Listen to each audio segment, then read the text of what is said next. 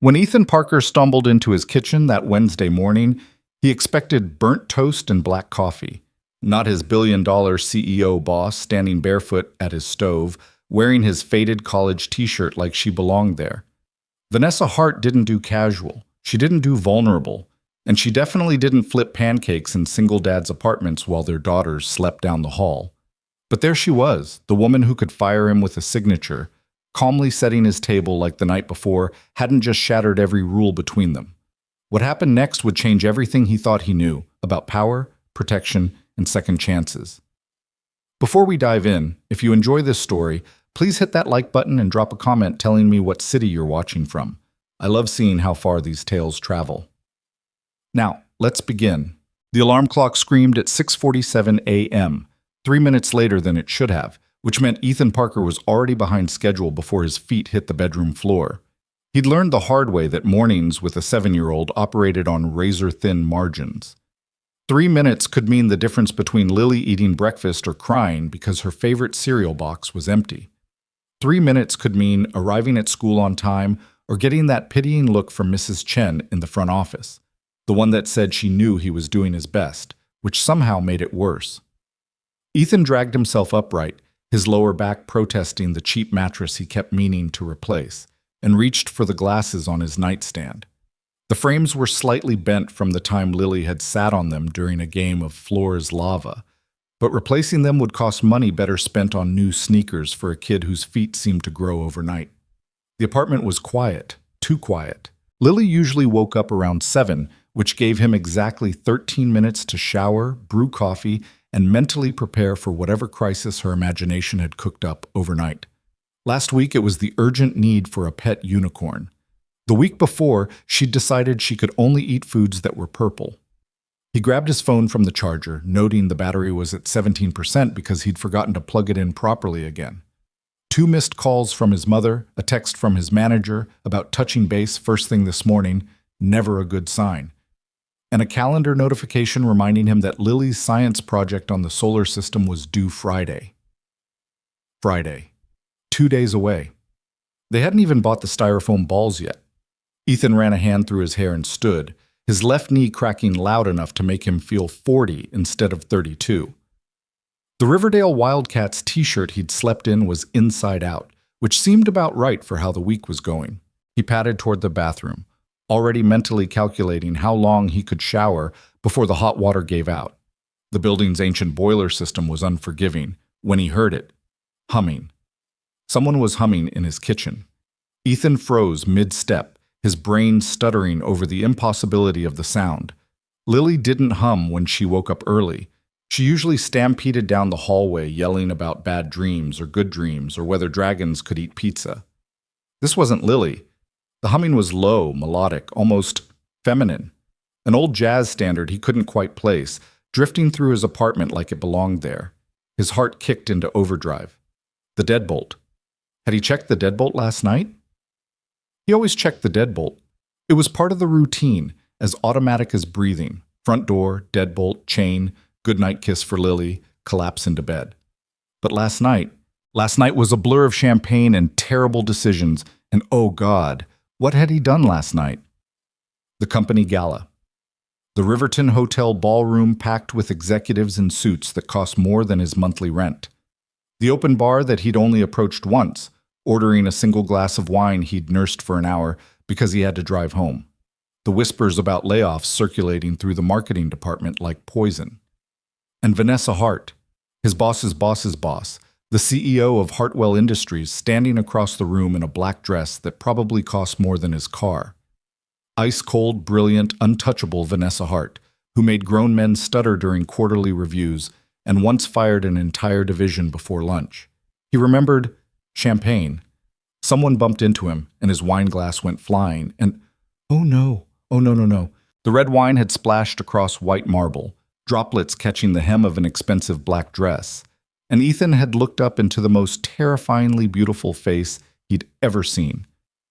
"I'm so sorry, Ms. Hart. Someone pushed me. I'll pay for the dry cleaning. I'm so incredibly sorry." But she'd just looked at him with those sharp green eyes that missed nothing, and said something he couldn't quite remember now. Something that made the executives around them go silent. Something that involved his jacket and a spilled drink and her saying his name like she actually knew who he was. Ethan Parker, marketing analyst, nobody important, definitely nobody important enough for the CEO to know by name.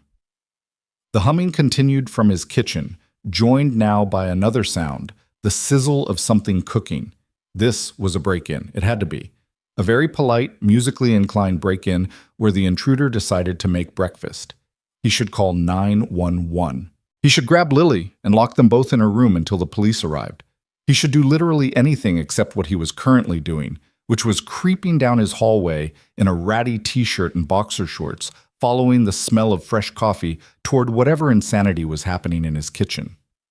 The hallway seemed longer than usual. The family photos Lily had insisted on hanging, crooked, at her eye level, so half of them were basically knee-height, watched him pass with their frozen smiles. Ethan at graduation. Ethan and Lily at the beach last summer. The empty spot where another photo used to be before he'd taken it down. He reached the end of the hallway and stopped at the corner, his back pressed against the wall like some kind of discount action hero. The kitchen was just around this edge, 10 feet away. Through the archway with the chipped paint he kept meaning to fix. His heart hammered against his ribs. The coffee smell was stronger now, rich and dark. Nothing like the cheap pre-ground stuff he usually bought. Someone had brought good coffee into his apartment.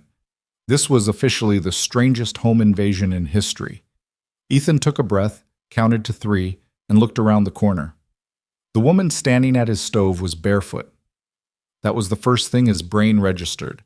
Not her face, not the fact that someone was actually in his kitchen, but that her feet were bare against his cracked linoleum floor. Delicate feet with high arches and toenails painted a deep burgundy that probably had some pretentious name like Midnight Wine or Executive Power. The second thing he noticed was the t-shirt. His t-shirt. The faded blue Riverdale Wildcats shirt he'd thought was lost in the laundry black hole that consumed socks and favorite pajamas. The one from his freshman year of college. Soft from 100 washes, with the screen-printed Wildcat mascot cracked and peeling across the chest. It hit her mid-thigh, loose and completely wrong on her frame, and yet somehow she wore it like it was designer loungewear. The third thing, the thing that made his entire world tilt sideways and refuse to correct itself, was her face. Vanessa Hart was standing in his kitchen, his CEO, the woman who appeared in Forbes and Fortune and gave TED Talks about disrupting traditional business models. She was standing at his electric stove with its one broken burner, flipping pancakes. Ethan's mouth opened. No sound came out. His brain had apparently abandoned ship, leaving his body to operate on pure shock and sleep deprivation. Vanessa didn't turn around, but her shoulders shifted slightly, like she knew he was there. "Coffee's ready," she said, her voice carrying that same crisp authority she used in boardrooms, only softer somehow, warmer. "You take it black, right?" The spatula flipped a pancake with perfect precision, golden brown, not burned. She knew how to flip pancakes. This was a hallucination. He was still asleep, or possibly having a stroke. Was 32 too young for a stroke? He should probably sit down. His voice cracked like he was 14 again. He cleared his throat and tried again. "Ms. Hart?" Now she turned, the spatula still in her hand, and the morning light from his kitchen window hit her face in a way that made her look almost human. Her dark hair was loose around her shoulders instead of pulled back in the severe bun she wore to the office. No makeup, just skin and features, and those impossibly green eyes that were currently studying him with something that might have been amusement. "Ethan," she said, and the way she said his first name, casual, familiar, like they'd known each other for years instead of existing in completely different stratospheres of the corporate hierarchy, made something in his chest tighten uncomfortably. What? Words. He needed to form words, complete sentences, something that proved he'd graduated college and was a functioning adult capable of basic communication. "What are you doing in my kitchen?" "Making breakfast." She gestured at the stove with the spatula like this was obvious. "The pancakes are almost ready. There's coffee." She nodded toward his counter where his ancient coffee maker was burbling out something that actually smelled expensive. And I found eggs in your refrigerator, though I should mention they're probably a day past the expiration date. I made them anyway. Ethan stared at her, then at the stove, then back at her. You're making me breakfast. And Lily. Vanessa turned back to the pancakes. I checked on her about 20 minutes ago, still sleeping. She has a very impressive collection of stuffed animals. The unicorn with the rainbow mane is apparently named Sparkle McFlufferson, according to the tag she made. The floor dropped out from under him. She checked on Lily. The CEO of Hartwell Industries had been in his daughter's bedroom. His voice came out strangled. You were in Lily's room? She's fine, Vanessa said quickly, glancing at him over her shoulder. For the first time, something flickered in her expression that might have been uncertainty. I didn't wake her. I just wanted to make sure she was safe before I started cooking. The door creaks, by the way. You should oil those hinges. Ethan's hands were shaking. He pressed them against his thighs, trying to anchor himself to something real, something that made sense. His kitchen table with the wobbly leg. His refrigerator covered in Lily's artwork. His life, which had apparently been invaded by a barefoot CEO in his college t-shirt who knew his daughter's stuffed animals by name. Ms. Hart, Vanessa. She slid 2 perfect pancakes onto a plate. I think we're past formalities at this point, don't you? Past formalities. Past formalities. Which implied, oh God, the gala, the champagne, the cab ride that he suddenly remembered in fractured pieces, her laugh, which he'd never heard before, her hand on his arm when he almost tripped getting into the back seat, the driver asking for an address and Ethan giving his because she'd said something about wanting to see where real people lived. Did we? He couldn't finish the sentence. His face was on fire. Every nightmare scenario his mother had ever warned him about was suddenly playing out in vivid technicolor. Did something happen last night? Vanessa set the spatula down and turned to face him fully. For a long moment, she just looked at him, and Ethan felt like a specimen under a microscope. He was suddenly painfully aware that he was standing in his kitchen in boxer shorts and a ratty inside-out t-shirt, facing a woman who regularly met with senators and venture capitalists. Then she smiled. It wasn't the corporate smile he'd seen in company videos. It wasn't the polite, professional expression she wore during meetings. This smile reached her eyes, genuine and slightly sad, and somehow more terrifying than any boardroom power play. We talked, she said simply. You told me about Lily, about her fear of thunderstorms, about the time she decided to give herself a haircut the night before school photos, and you had to convince her that punk rock was a totally valid look for a 6-year-old. Ethan's throat tightened. He didn't remember saying any of that, but it sounded exactly like the kind of thing he'd say if someone got him talking about his daughter. Lily was his default topic, his safe space, the thing that made him human when everything else felt like drowning. You told me, Vanessa continued, her voice softening, that being a single parent means you fail at something every single day. Sometimes it's dinner. Sometimes it's bedtime stories. Sometimes it's just remembering to buy milk. But you wake up every morning and try again anyway, because that's what love looks like in the real world. He had said that. He remembered now, the words coming out wine loose and honest in the back of that cab, talking to this impossible woman who'd leaned forward like every word mattered. You fell asleep, Vanessa said. About 5 minutes from your apartment. You were mid-sentence, telling me about Lily's theory that clouds are actually trampolines for angels, and then you just stopped talking. Your head hit my shoulder, and you were out. Ethan closed his eyes. Oh, God. The driver helped me get you to your door. You woke up enough to unlock it, but not enough to be coherent. You handed me your keys, told me to make sure Lily was okay, and collapsed on your couch. He opened his eyes. Vanessa was watching him with that same unreadable expression, the morning light making her look younger somehow, more vulnerable. I was going to leave, she said quietly. I was going to make sure you were safe, check on your daughter, and call a car service. But then I saw your laptop on the kitchen table. The laptop. His work laptop, which he'd brought home yesterday to finish the proposal his manager kept forgetting to review. The market expansion strategy he'd spent 3 months developing pouring every late night and every stolen lunch break into creating something he knew was good, something that could actually matter. "You left it open," Vanessa said. "The document was right there on the screen. Hartwell Industries Regional Expansion, a strategic framework for sustainable growth." I sat down to close it, and She paused, something shifting in her expression. I started reading. Ethan's heart was doing something complicated and painful in his chest. "Ms. Hart, Vanessa, I didn't mean for you to see that. It's not official. My manager hasn't even approved it for submission to the senior team. It's just something I've been working on in my spare time. It's brilliant." The words cut through his panic like a knife. Vanessa stepped closer, leaving the stove behind, and Ethan had to fight the urge to step back. She'd never been this close to him before. Not at company meetings, not at the gala, not counting last night, which apparently involved his unconscious head on her shoulder.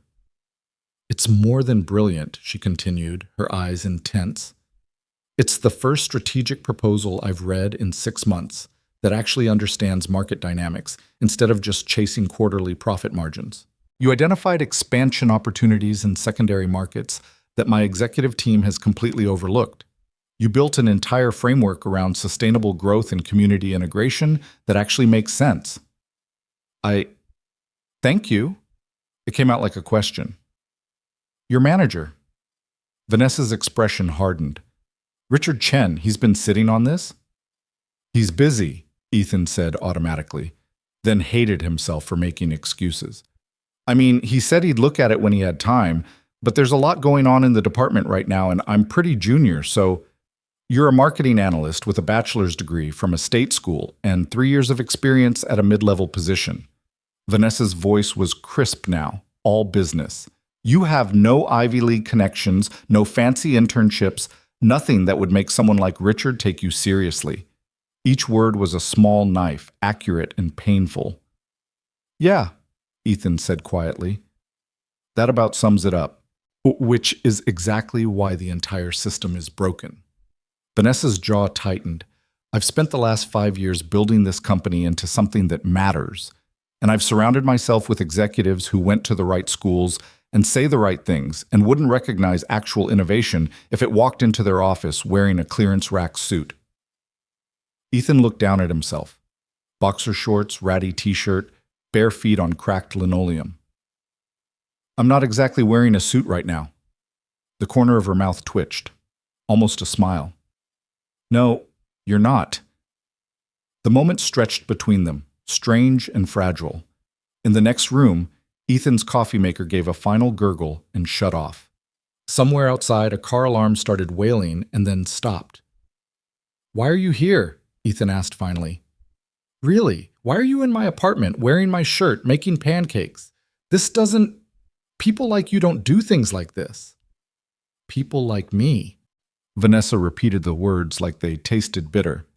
"You mean people who run billion-dollar companies and live in penthouses and never have to worry about expired eggs or broken burners or whether their daughter will need new shoes this month?" "I didn't mean..." "You're right," she cut him off gently. "People like me don't do this. We hire people to make our coffee and schedule our lives and keep everything at a comfortable distance. We make decisions that affect thousands of employees without ever seeing their faces or learning their children's names or understanding what we're actually taking from them when we cut departments to increase shareholder value." There was something raw in her voice now, something that sounded almost like pain. "Last night," Vanessa continued, "you told me that Lily asks you every morning if today is going to be a good day or a hard day because she can always tell from your face before you say anything. You told me that you lie to her sometimes when the bills are piling up, or you're scared about the layoff rumors, because 7-year-olds shouldn't have to carry their parents' fear." Ethan's eyes burned.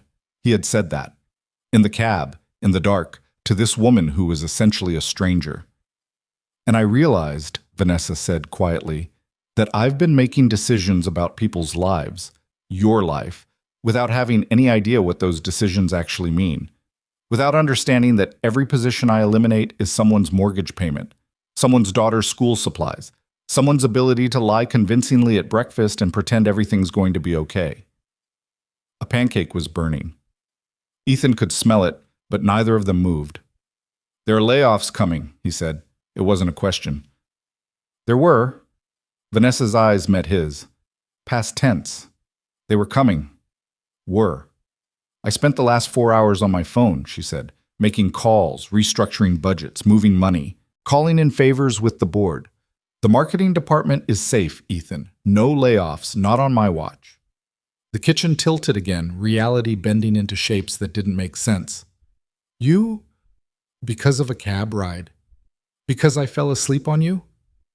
Because you reminded me why I started this company in the first place. Vanessa turned back to the stove, rescuing the burning pancake and sliding it onto a plate.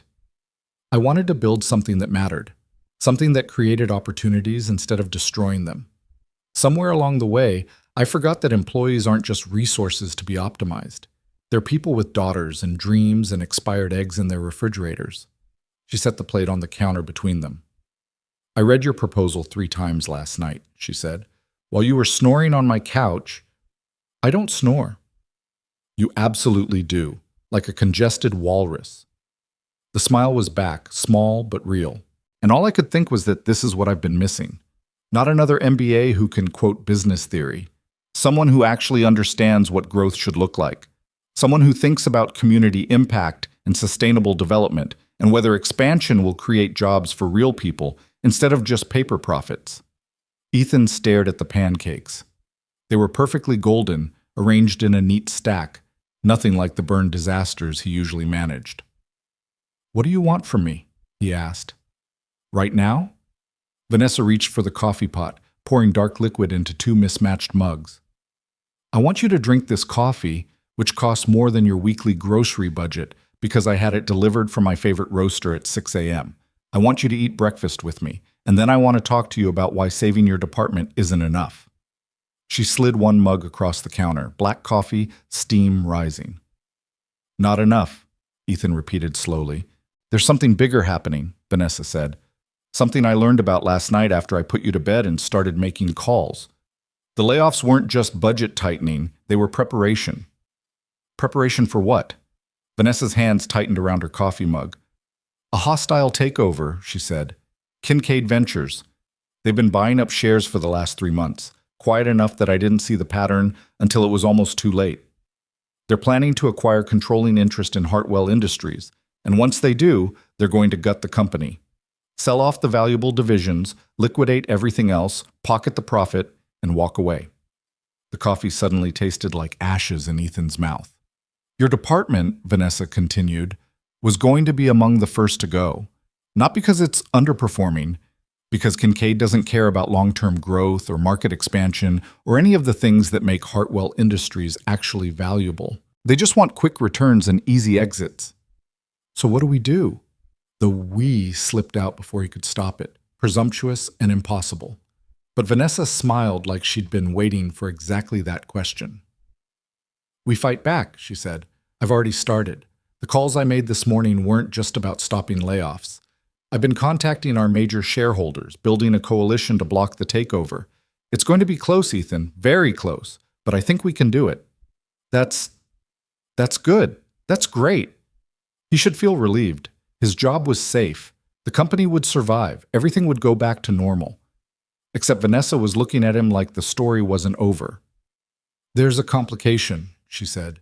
Kincaid Ventures is a subsidiary, a shell company for a larger corporate entity that's been acquiring tech and manufacturing firms across the region.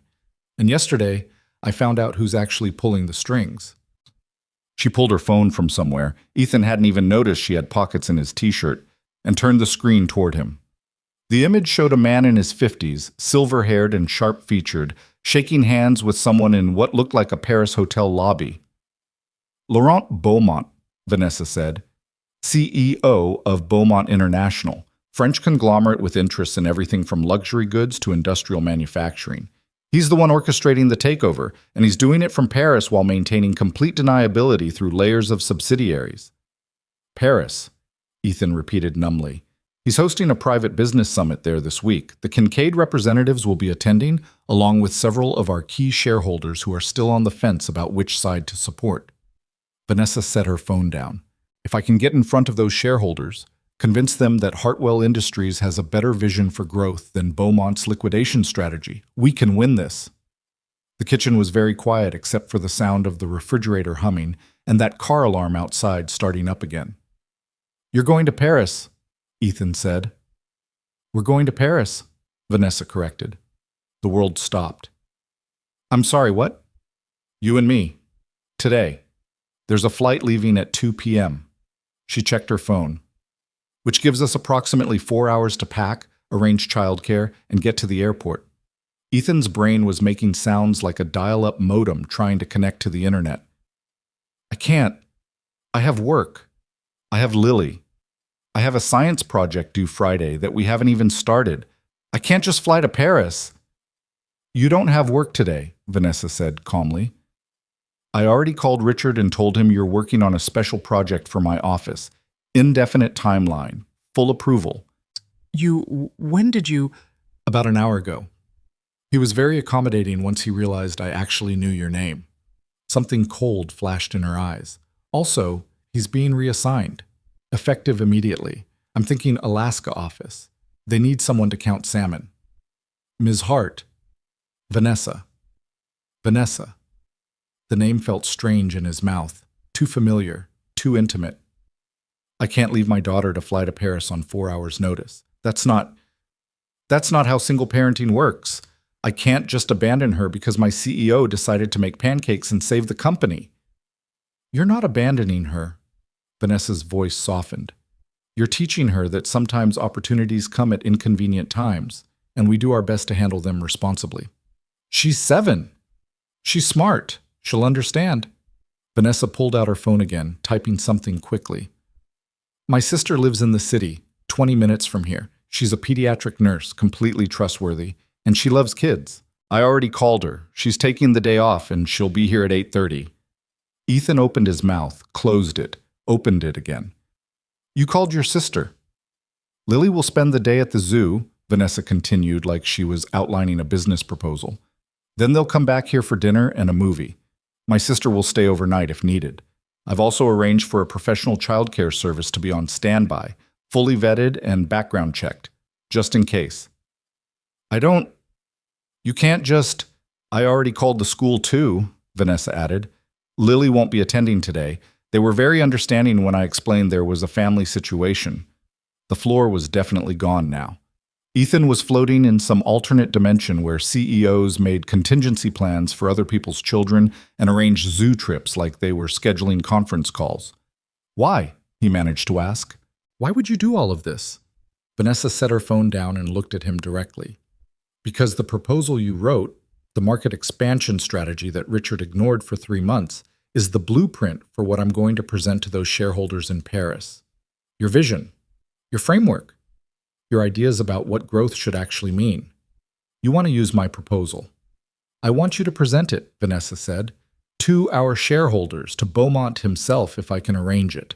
I want them to see that Hartwell Industries isn't just another corporation optimizing profits. We're building something sustainable, something that actually matters to the communities we serve."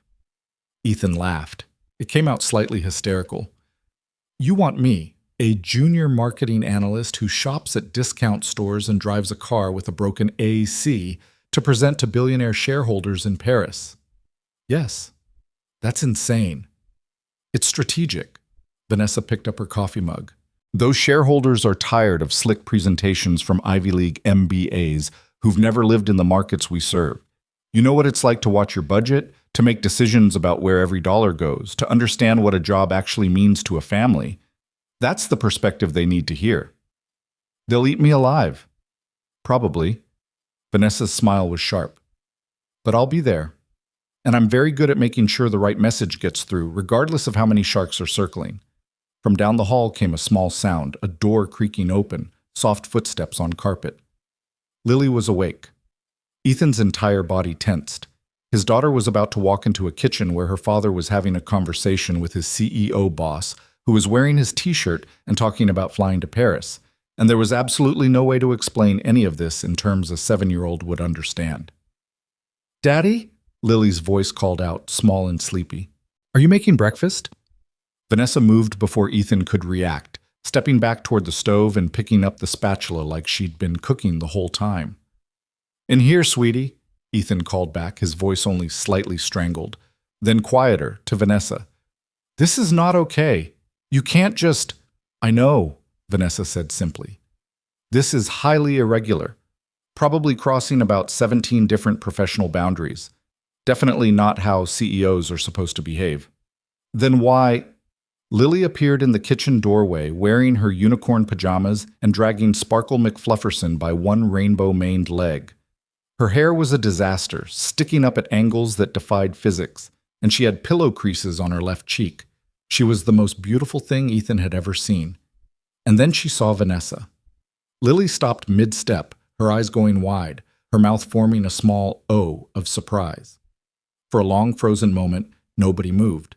Then Lily looked at Vanessa, at the pancakes, at the t-shirt that was obviously not Vanessa's, and then back at her father with an expression of dawning realization that made Ethan want to sink through the floor. "Daddy?" Lily said slowly, her 7-year-old brain processing the scene with terrifying accuracy. "Who's that lady wearing your shirt?" Ethan's face went through approximately 15 different shades of red in the span of 3 seconds. "Lily, sweetie, we work together, and there was a situation last night.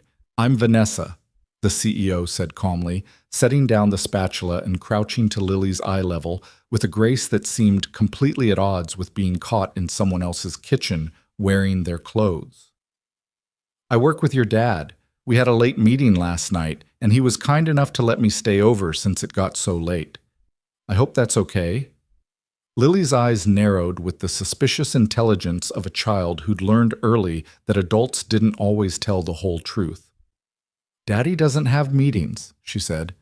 "He types on his computer and talks on the phone and says words like synergy that don't mean anything." Despite the absolute mortification coursing through his veins, Ethan felt a flicker of pride. His daughter was nobody's fool. "You're right," Vanessa said, and the genuine respect in her voice made something in Ethan's chest twist. "Those words often don't mean much, but your dad is very good at his job even when people don't notice. I noticed." Lily studied Vanessa with the intensity of a seasoned detective.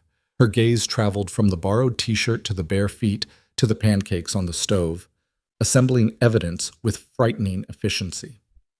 "Are you Daddy's girlfriend?" she asked finally. Ethan choked on air. "Lily, no, she's my boss. There's no..." He was going to die. Right here in his kitchen, he was going to die of embarrassment, and his tombstone would read "Death by Inappropriate 7-Year-Old Questions." But Vanessa just smiled, that same genuine expression that transformed her entire face.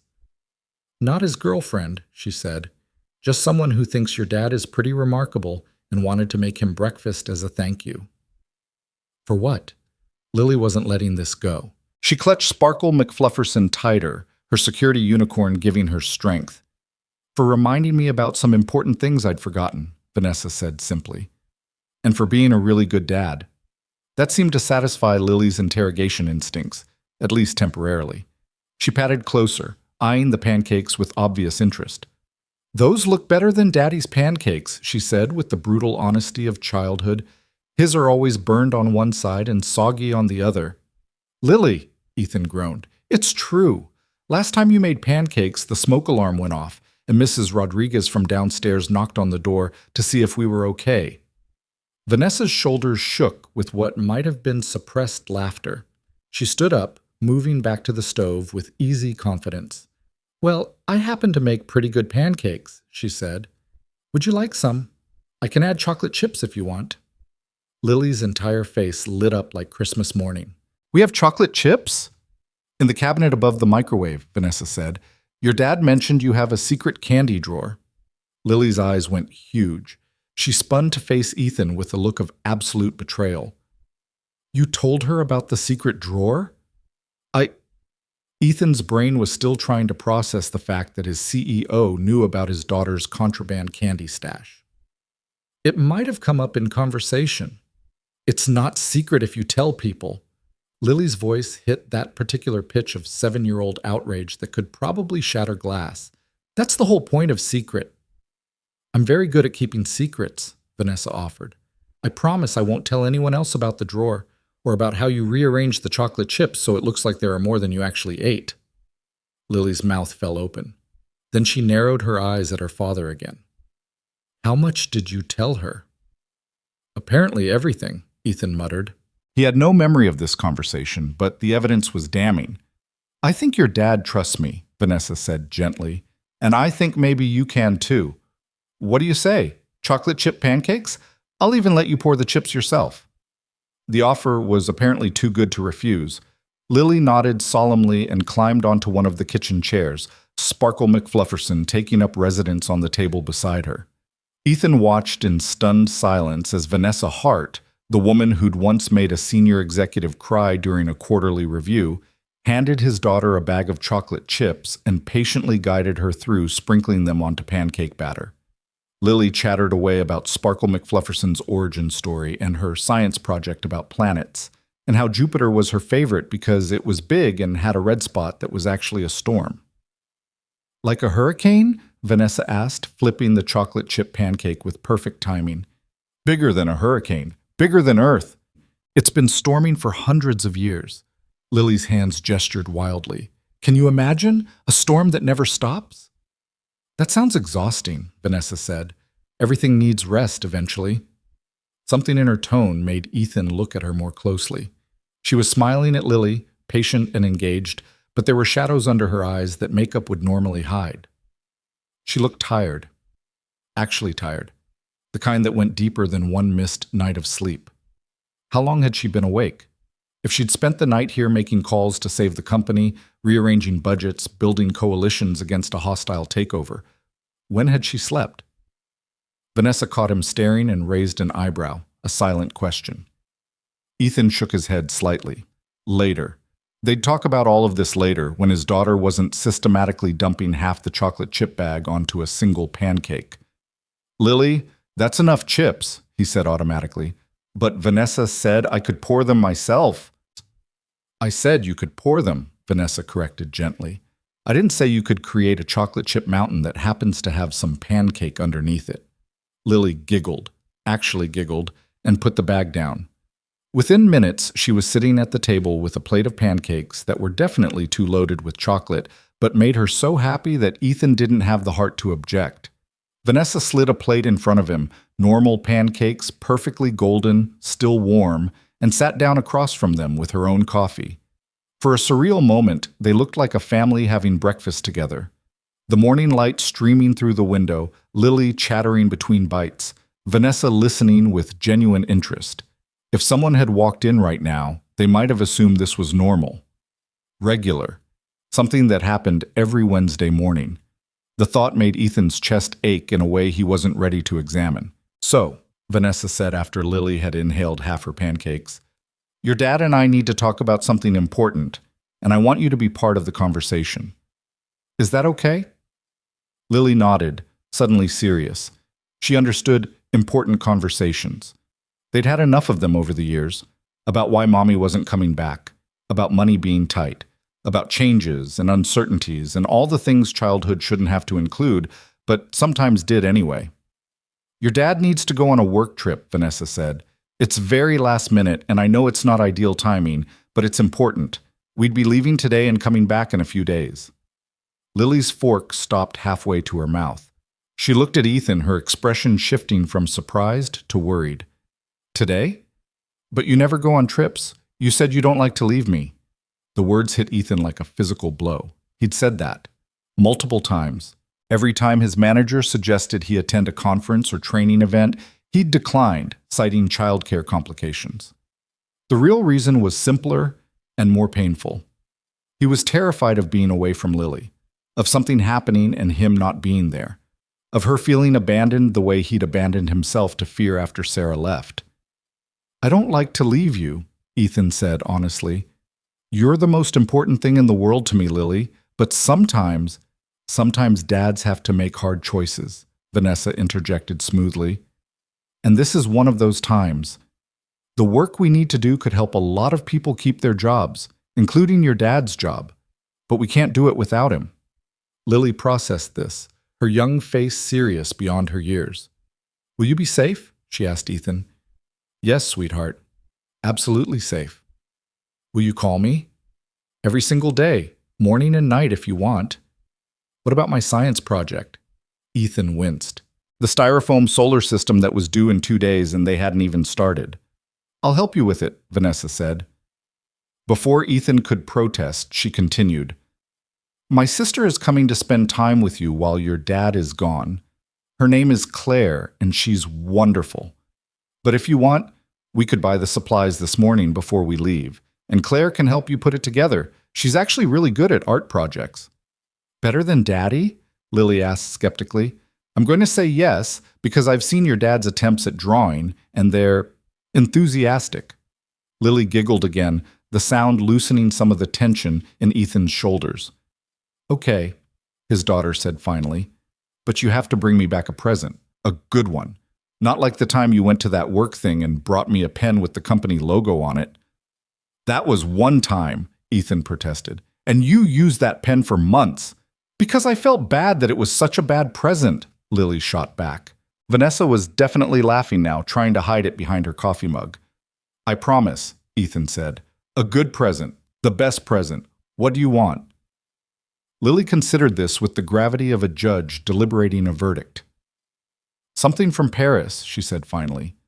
Something French. Something that proves you were really there and not just at some boring office building. Ethan's heart stopped. How did you… I didn't say, you said we would be leaving today, Lily said matter-of-factly. And Vanessa said we'd be coming back. And you both look all weird and serious like adults do when they're talking about big stuff.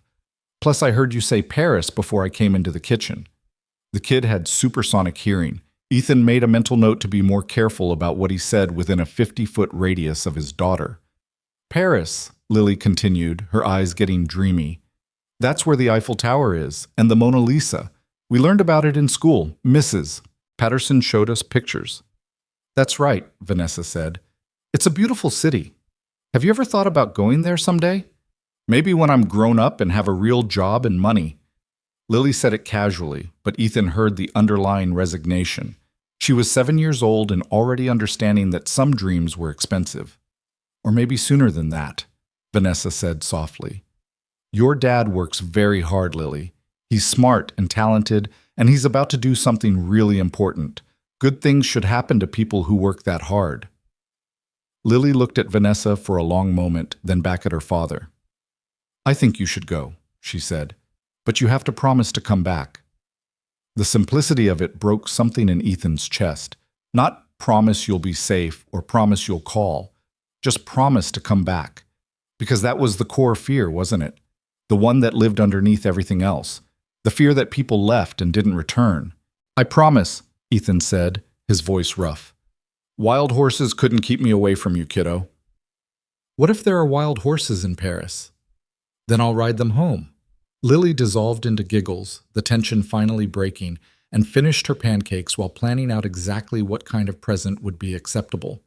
Apparently it needed to be sparkly, but not too sparkly, and useful, but also pretty, and something that would make Madison Hendricks jealous, but in a nice way. Madison Hendricks, Ethan had learned over the past 2 years, was Lily's best friend and worst enemy, depending on the day of the week.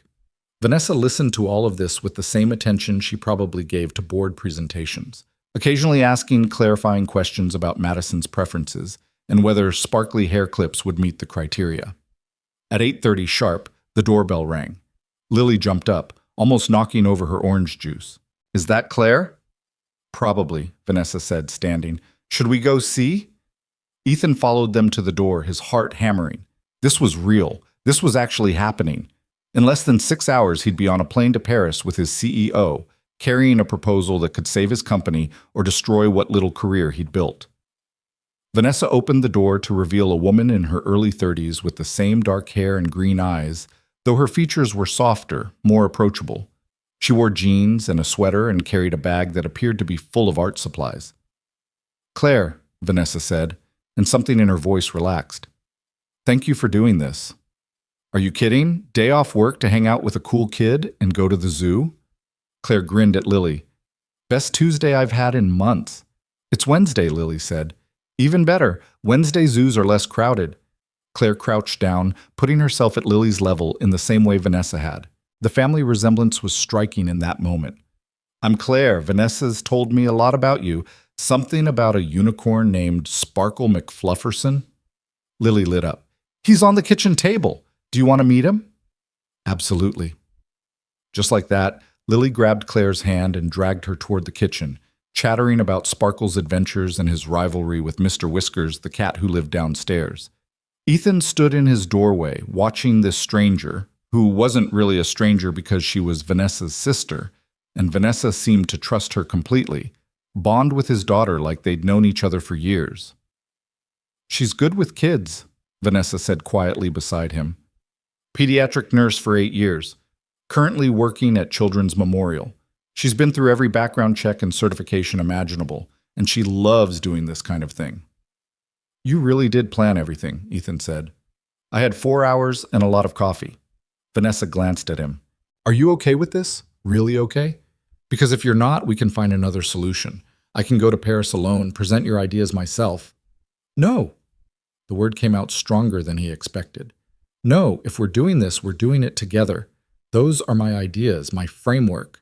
If I'm going to risk everything, I should at least be there to watch it crash and burn in person. Vanessa smiled. That's the spirit. From the kitchen came the sound of Lily explaining her science project requirements to Claire, who was apparently an expert on styrofoam planets. We should pack, Vanessa said. The car service will be here at 11 to take us to the airport. That gives you 2 hours. I don't have a passport. Yes, you do. Renewed 6 months ago when you were thinking about taking Lily to Canada for vacation, but decided it was too expensive. Ethan stared at her. How do you know that? You mentioned it last night. During the part where you were explaining how hard it is to give your daughter the experiences she deserves on a marketing analyst's salary. Vanessa's expression softened. You also said you kept the passport anyway, just in case an opportunity came up. Do you still have it? In my desk drawer, Ethan said faintly, under the bills I'm avoiding. Perfect. Go pack. Business casual for the flights, but bring at least one suit for the meetings. If you don't have one that fits, we'll buy one in Paris. I have a suit. It was from a discount store and slightly too tight in the shoulders, but it was technically a suit. Bring it anyway. Pack light. We'll only be gone 3 days, 4 at most. 3 days. 4 at most. In Paris, with Vanessa Hart, presenting his proposal to billionaire shareholders who could destroy his career with a single dismissive comment. I'm going to throw up, Ethan said. Please don't. We have a schedule to keep. But Vanessa's hand touched his arm briefly, warm and grounding. You're going to be fine, Ethan. Better than fine. Trust me. The problem was, he realized with a jolt of surprise, he did trust her. This woman who'd invaded his kitchen and worn his t-shirt and made pancakes for his daughter, he trusted her in a way that should have taken months or years to develop, not one strange morning. Maybe it was the way she'd crouched down to talk to Lily like an equal. Maybe it was the shadows under her eyes that proved she'd actually spent the night fighting for his job instead of sleeping.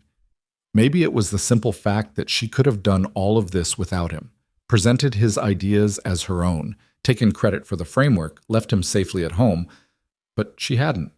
She wanted him there, needed him there, she'd said, his perspective, his voice. Okay, Ethan said. Okay, I'll pack. He started to turn toward his bedroom, then stopped. Vanessa? Yes? Thank you for all of this, for believing in something I wrote, for not just stealing it and running, for... He gestured vaguely at the kitchen where Claire and Lily were laughing about something. For caring about what happens to her while I'm gone. Vanessa's eyes were very green in the morning light. The first rule of building something that matters, she said quietly, is understanding that people matter. You taught me that last night. The least I can do is prove I was listening. She headed toward the kitchen, leaving Ethan standing in his hallway with his heart doing complicated things in his chest. 45 minutes later, Ethan emerged from his bedroom with a small suitcase that contained everything he owned that could be considered business appropriate. His suit, 3 shirts, 2 ties, his 1 pair of dress shoes that didn't have a scuff on the toe. Everything else was basic toiletries and the rising panic of a man about to leave the country with 12 hours' notice. Vanessa had changed. Instead of his t-shirt, she now wore dark slacks and a cream-colored blouse that probably cost more than his monthly grocery budget. Her hair was pulled back, makeup applied with precision, every inch the CEO again. The transformation was jarring. In his t-shirt, making pancakes, she'd seemed almost normal, human. Now she was back to being Vanessa Hart, untouchable and perfect. Except she was sitting on his worn couch with Lily curled up beside her, looking at a picture book about French landmarks that Claire had apparently pulled from her magical bag of supplies. "And this is the Louvre," Vanessa was saying, pointing to a photo of the glass pyramid. "It's one of the biggest museums in the world. It has paintings and sculptures and artifacts from thousands of years ago." "Like dinosaurs?" Lily asked hopefully. "Different museum for dinosaurs, but the Louvre has Egyptian mummies." Lily's eyes went huge. "Real mummies?" "Very real, wrapped in bandages and everything." "That's so cool." Lily turned to Ethan as he approached. "Daddy, did you know there are real mummies in Paris?" "I did not know that," Ethan said, setting his suitcase down. "Learn something new every day." Claire stood up from where she'd been organizing art supplies on the coffee table. "We're all set for the science project. I picked up the styrofoam balls on my way over, various sizes for the different planets. We've got paint, string for hanging them, and a foam board for the base. Lily and I figured we'd do the painting this afternoon and assembly tonight. Sound good?" "Sounds perfect," Ethan said. "Lily, you're going to listen to Claire, right? Do what she says?" "I always listen," Lily said with such exaggerated innocence that all three adults tried not to laugh. "Right. Well, listen extra carefully this time." Ethan knelt down in front of his daughter. "I'm going to call you tonight before bed, okay? And tomorrow morning, and every day until I get back." "From Paris," Lily said proudly, like she'd won a prize. "With the mummies." "With the mummies."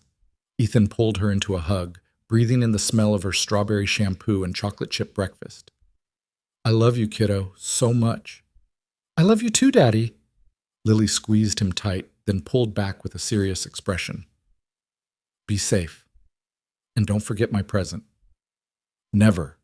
He kissed her forehead. "See you in a few days." Standing up was one of the hardest things he'd done.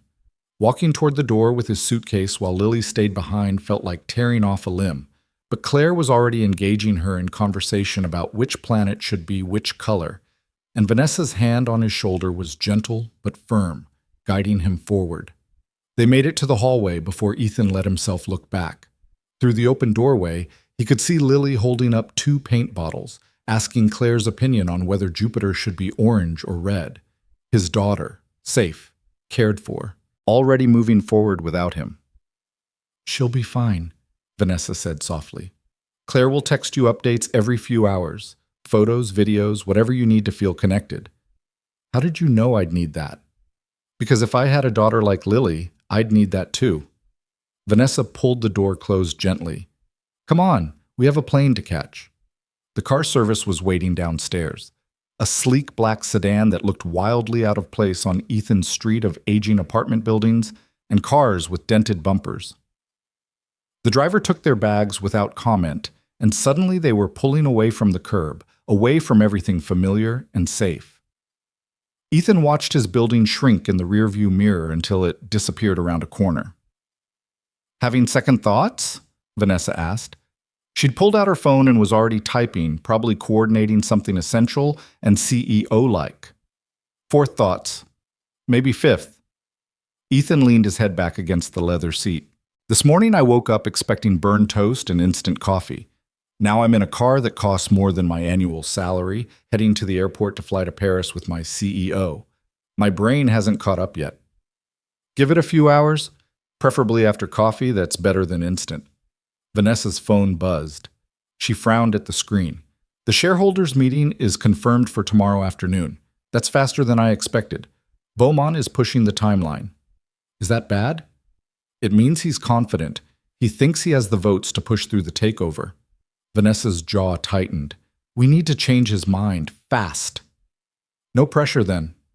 "Ethan," she set her phone down and looked at him directly. "I'm not going to lie to you. This is going to be difficult. The people we're meeting with are sharks. They've been making decisions like this for decades, and they don't suffer fools or amateurs. They're going to look at you and see someone who doesn't belong in the room. Great pep talk, Ethan muttered. But, Vanessa continued, they're also tired. Tired of the same recycled strategies. Tired of presentations that promise revolutionary growth and deliver incremental profits. Tired of executives who've never actually lived in the markets they're trying to exploit. She leaned forward slightly, her eyes intense. You wrote a proposal that understands growth as something organic, something that builds community value while creating profit.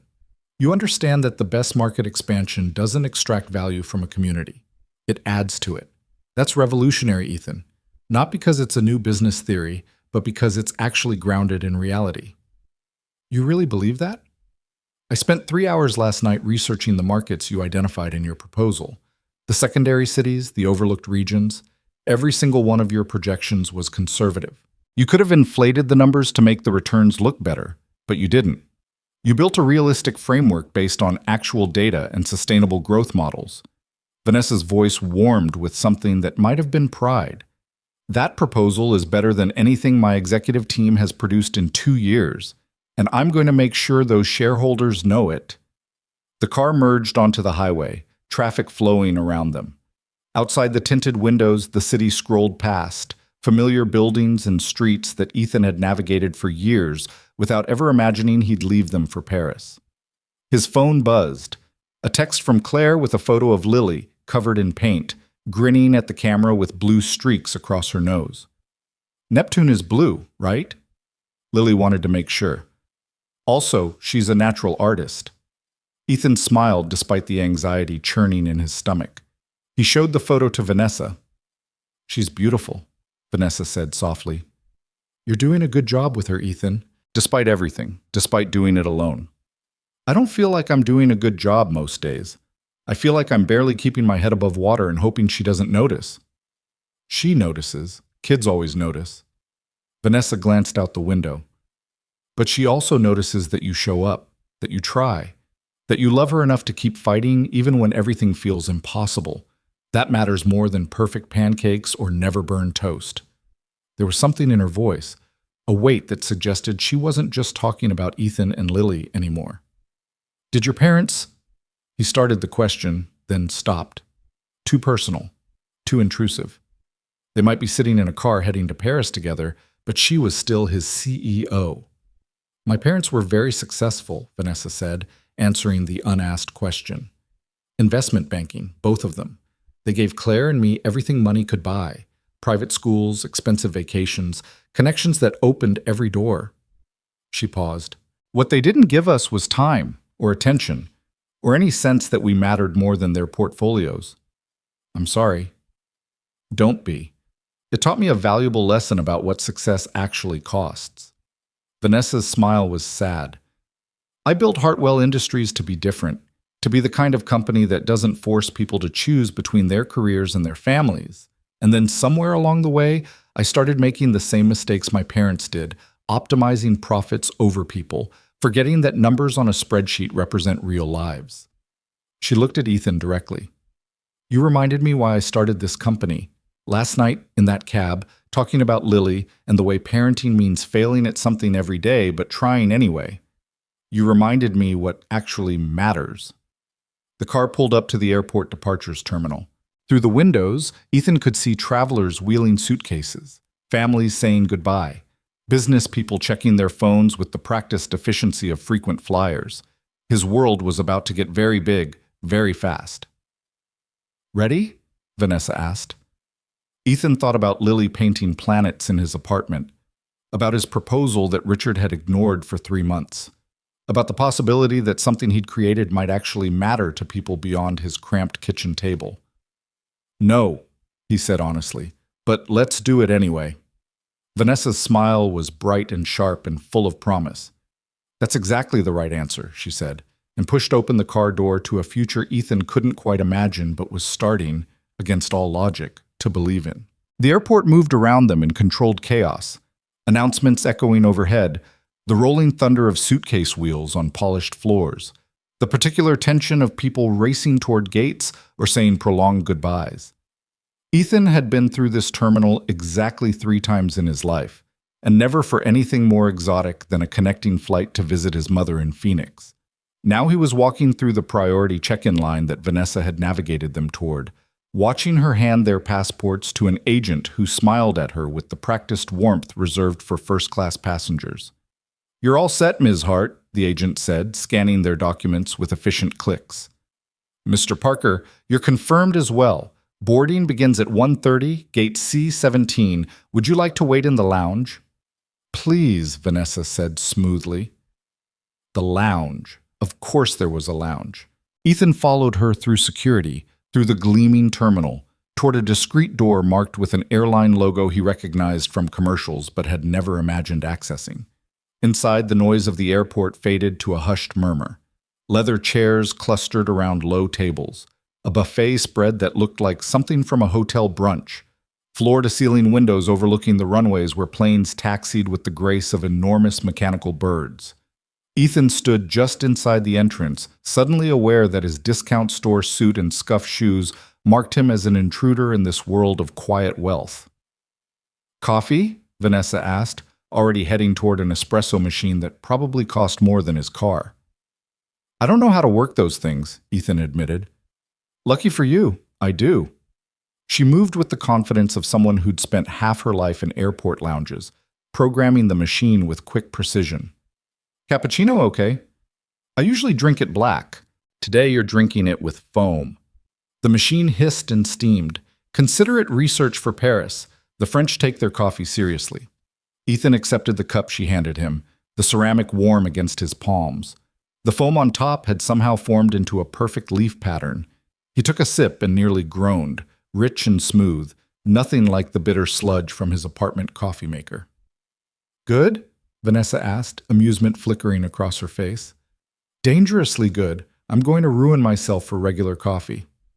"That's the point." She settled into one of the leather chairs, gesturing for him to sit across from her. "Get comfortable, Ethan. We have an hour before boarding, and we need to talk strategy." He sat sinking into cushions that probably cost more than his monthly rent. Through the windows behind Vanessa, a plane lifted into the sky, impossibly heavy and impossibly graceful. "The shareholders we're meeting with," Vanessa began, pulling out a tablet from her bag, "fall into 3 categories. First, the old guard. People who've been with Hartwell Industries since my father founded it. They're loyal but conservative. They don't like risk, and they definitely don't like rapid change." She swiped through what appeared to be headshots and brief biographies. Second category is the profit maximizers, venture capital types who bought in during our expansion phase. They don't care about company legacy or employee welfare. They want returns, and they want them quarterly. Beaumont's offer is attractive to them because it promises immediate payout. "And the third category?" Ethan asked, studying the faces on her screen. Older men mostly, a few women, all wearing expressions of calculated neutrality. "The wild cards." Vanessa's finger paused on a photo of a woman in her 60s with steel gray hair and sharp eyes. Investors who could go either way depending on which argument resonates more. They have money, which means they can afford to care about things beyond profit margins. Legacy. Impact. The story they get to tell about their investments. She looked at Ethan directly. "That's our target audience, the wild cards. If we can convince them that Hartwell Industries represents something more valuable than a quick liquidation, if we can make them believe in sustainable growth and community impact, we win." "No pressure," Ethan muttered, taking another sip of his cappuccino. "Moderate pressure," Vanessa corrected with a slight smile. "But I've seen you present, Ethan." "You have?" He couldn't remember ever presenting anything with her in the room. "Last year's quarterly review. You gave a 10-minute update on the regional marketing campaign performance. Richard took credit for most of it, but I'd seen your name on the original project files." Ethan's face heated. He'd spent 2 weeks preparing that presentation, analyzing data until his eyes crossed, building recommendations that Richard had watered down and delivered as his own insights. "You were confident," Vanessa continued, "not arrogant. You knew your material, and you presented it clearly. You anticipated questions and had answers ready. The only thing missing was belief that what you were saying actually mattered." "It didn't matter," Ethan said quietly. "Richard got a bonus. I got a nice work kid and went back to my cubicle." "It mattered to me." Vanessa's voice was firm. I flagged your name after that presentation, started paying attention to which projects you were working on, started noticing the gap between the quality of work with your name attached and the credit Richard was claiming. She leaned forward slightly. You're better than you think you are, Ethan. You've just been working in a system designed to keep people like you invisible. But tomorrow, in that room with those shareholders, you won't be invisible. I'm going to make sure of it. His phone buzzed. Another text from Claire, this time a video of Lily spinning in circles with her arms out, paint splattered and laughing, explaining that this was how planets rotated. The contrast was dizzying, his daughter painting solar systems in his cramped apartment while he sat in an airport lounge drinking expensive coffee and talking about shareholders in Paris. Two worlds that shouldn't exist simultaneously, and yet here they were, overlapping in ways that made his chest tight. She's happy, Vanessa observed, watching the video over his shoulder. She's always happy when she's creating something. Ethan replayed the video, Lily's laughter tinny through his phone speaker. I wish I could give her more opportunities like that. Art classes, music lessons, all the things other kids get. But they're expensive, and there's always something else that needs the money first. What would you do differently? Vanessa asked. If money wasn't an issue, how would you change her life? The question caught him off guard. He'd spent so long focused on survival, making rent, keeping food in the refrigerator, ensuring Lily had what she needed, that dreams felt like a luxury he couldn't afford. I'd take her places, he said finally. Not fancy vacations necessarily, but museums and plays and concerts. I'd let her try things and fail at them without worrying about wasted registration fees. I'd give her a bedroom that wasn't also my office so she could have space that was just hers. He paused. I'd save for college without lying awake at night doing math that doesn't work. Vanessa was quiet for a moment, her expression unreadable. Your proposal, she said, the market expansion framework. You identified secondary cities with growing populations, affordable real estate, and emerging consumer bases.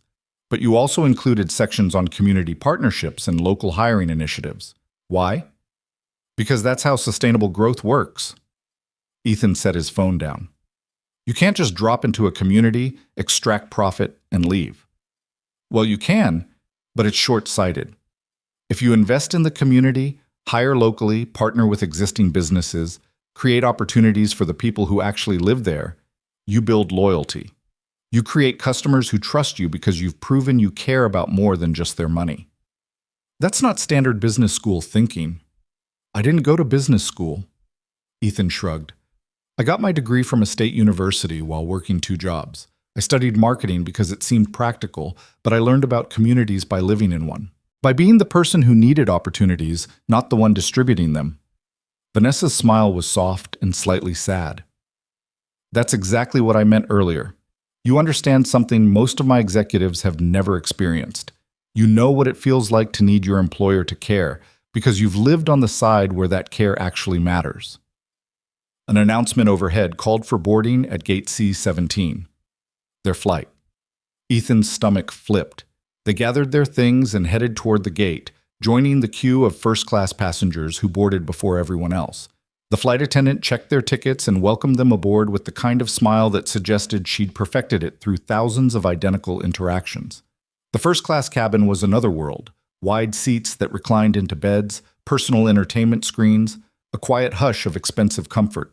Ethan settled into the window seat, trying not to look overwhelmed, while Vanessa claimed the aisle seat beside him with practiced ease. First time flying first class? She asked, amusement clear in her voice. First time flying internationally at all, Ethan admitted. I took Lily to Phoenix once to visit my mom, but that was economy with a layover in Dallas and a crying baby behind us for 3 hours. This will be slightly more comfortable. Vanessa accepted a champagne flute from a flight attendant. Would you like one? I should probably stay sober, Ethan said. I need to review the proposal, prepare talking points, figure out how to not embarrass myself in front of billionaires. Ethan. Vanessa's hand covered his, warm and grounding. Breathe. We have 7 hours before we land. Right now, just let yourself adjust to the fact that this is happening. The preparation can wait. Her hand lingered for a moment before withdrawing, and Ethan felt the absence of it like a physical thing. The plane pushed back from the gate, the engines building to a roar as they taxied toward the runway. Ethan watched the terminal slide past his window, then the airport buildings, then nothing but tarmac and sky. The acceleration pressed him back into his seat, the ground falling away, and suddenly they were airborne. He'd left. He'd actually left Lily and his apartment and everything safe and familiar to fly to Paris with his CEO based on one good proposal and what increasingly felt like mutual insanity. His phone buzzed one last time before the flight attendant asked him to switch to airplane mode. A text from Lily clearly dictated to Claire based on the perfect spelling. Daddy, I love you. Mercury is gray and very small. Claire says we can have ice cream after the zoo. Bring me something sparkly from Paris. Not too sparkly. Love, Lily. Ethan showed the message to Vanessa, who read it with a smile that transformed her entire face. Not too sparkly, she said. Very specific requirements. She knows what she wants, Ethan said. Always has. Even when she was 3 and couldn't pronounce half her requests, she'd stand there until I understood exactly which stuffed animal she needed or which story she wanted read. Like her father, Vanessa observed. You knew exactly what your proposal needed. You didn't compromise the vision to make it more palatable. You trusted that the right people would understand. I didn't think anyone was going to read it, Ethan admitted. Richard certainly wasn't. I wrote it because I had to get the ideas out of my head, not because I thought it would go anywhere. The best work often happens that way. Vanessa reclined her seat slightly, the leather adjusting with a soft mechanical hum. When you're creating for the work itself, not for approval or advancement, that's when truth comes through. The flight attendant returned, offering dinner menus that read like restaurant reviews. Beef tenderloin with red wine reduction, pan-seared salmon with lemon butter, vegetarian risotto with truffle oil.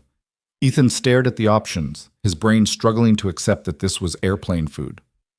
The salmon is excellent, Vanessa said, though the beef is good too if you're hungry. When did you last eat? Ethan asked suddenly, realizing he had no idea. Vanessa paused, thinking. Pancakes this morning. Before that, yesterday at lunch, I think. Maybe. Vanessa.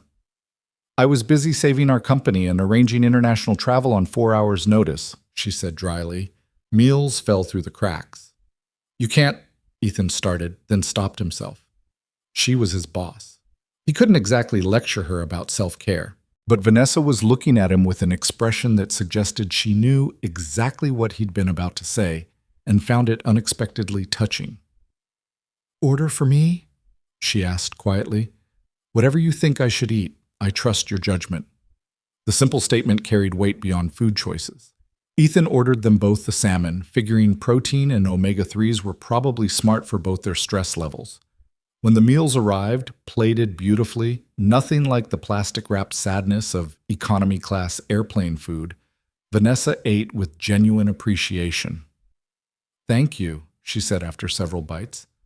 I didn't realize how hungry I was. You need to take care of yourself, Ethan said, then immediately wanted to take it back.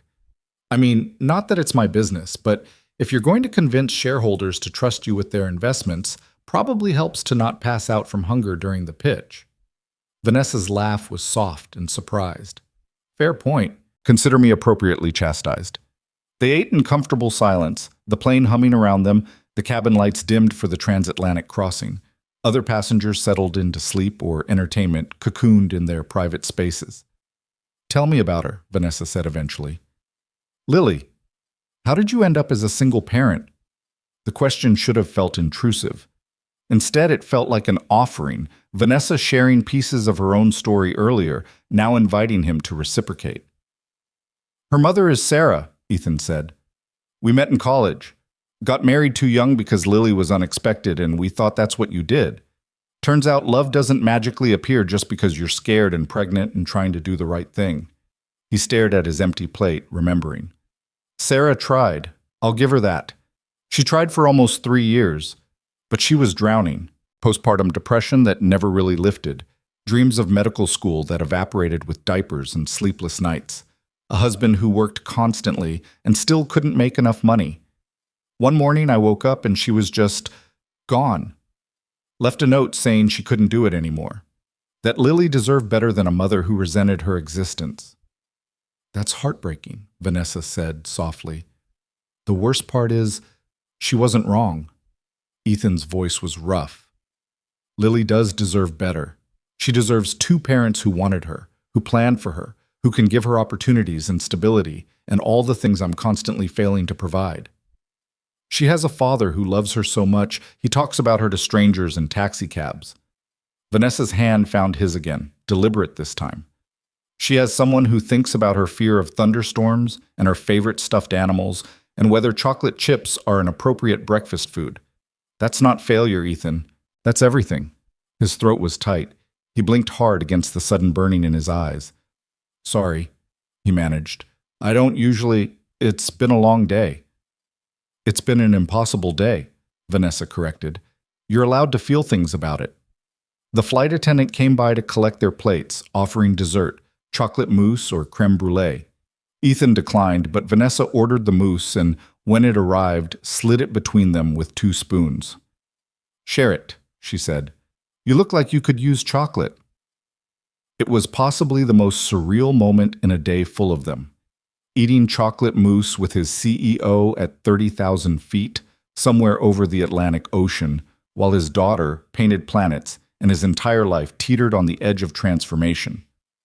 Can I ask you something? Ethan said, setting down his spoon. Of course. Why does this matter so much to you? The company, I mean. You could sell to Beaumont, walk away with more money than most people see in a lifetime, start something new. Why fight this hard?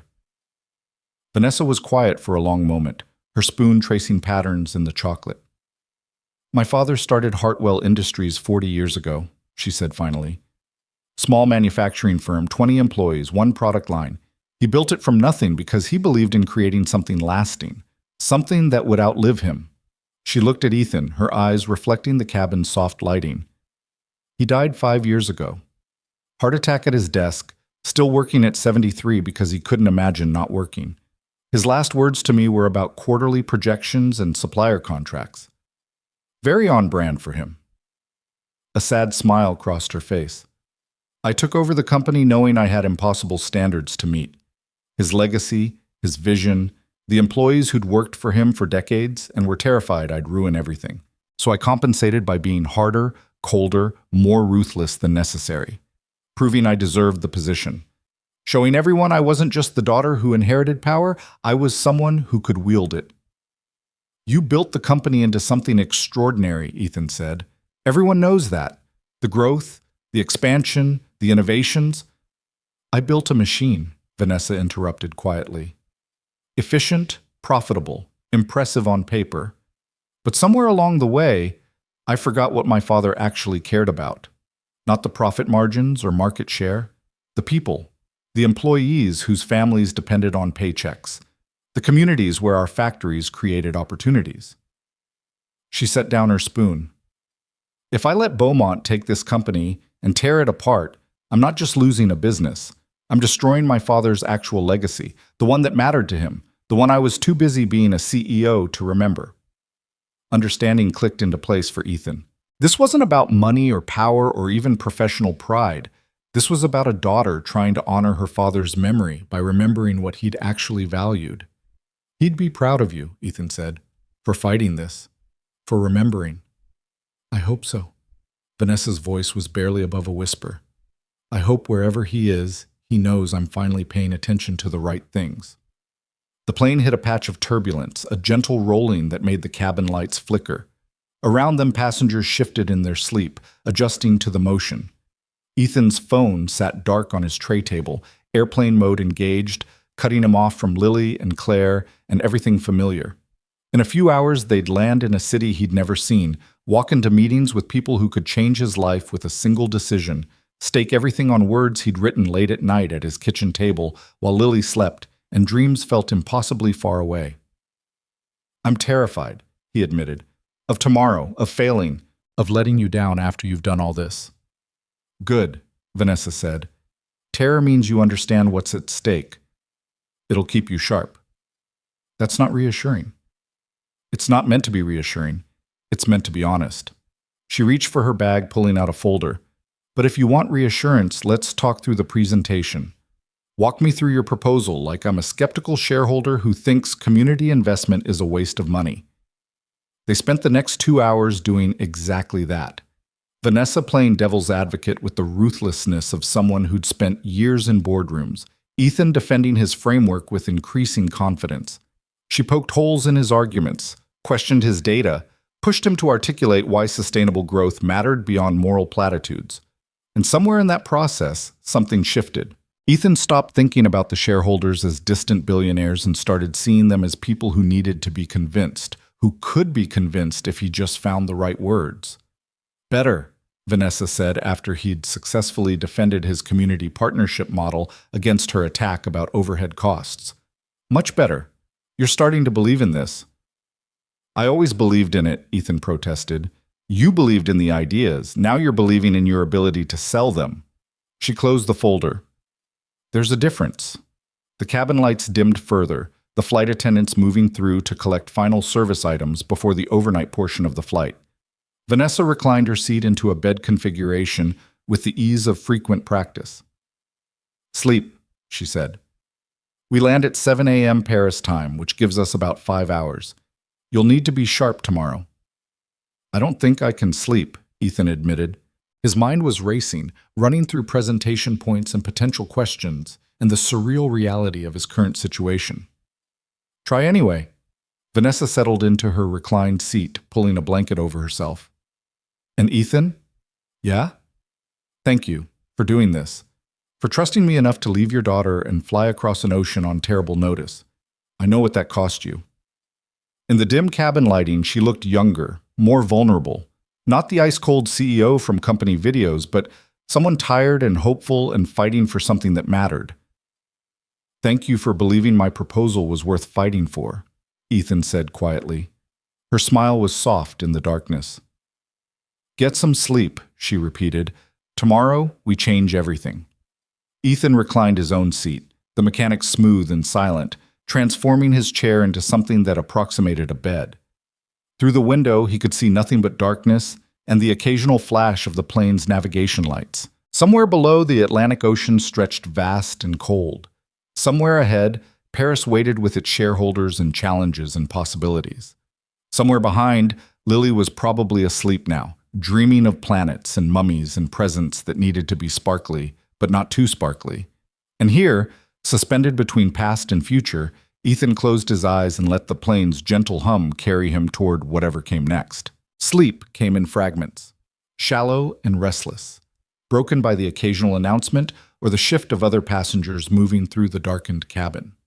Ethan drifted in and out of consciousness, his dreams a confused tangle of presentations gone wrong, and Lily asking questions he couldn't answer in a language that kept shifting between English and French. When the cabin lights brightened for breakfast service, he jolted awake with the disoriented panic of someone who'd forgotten where they were.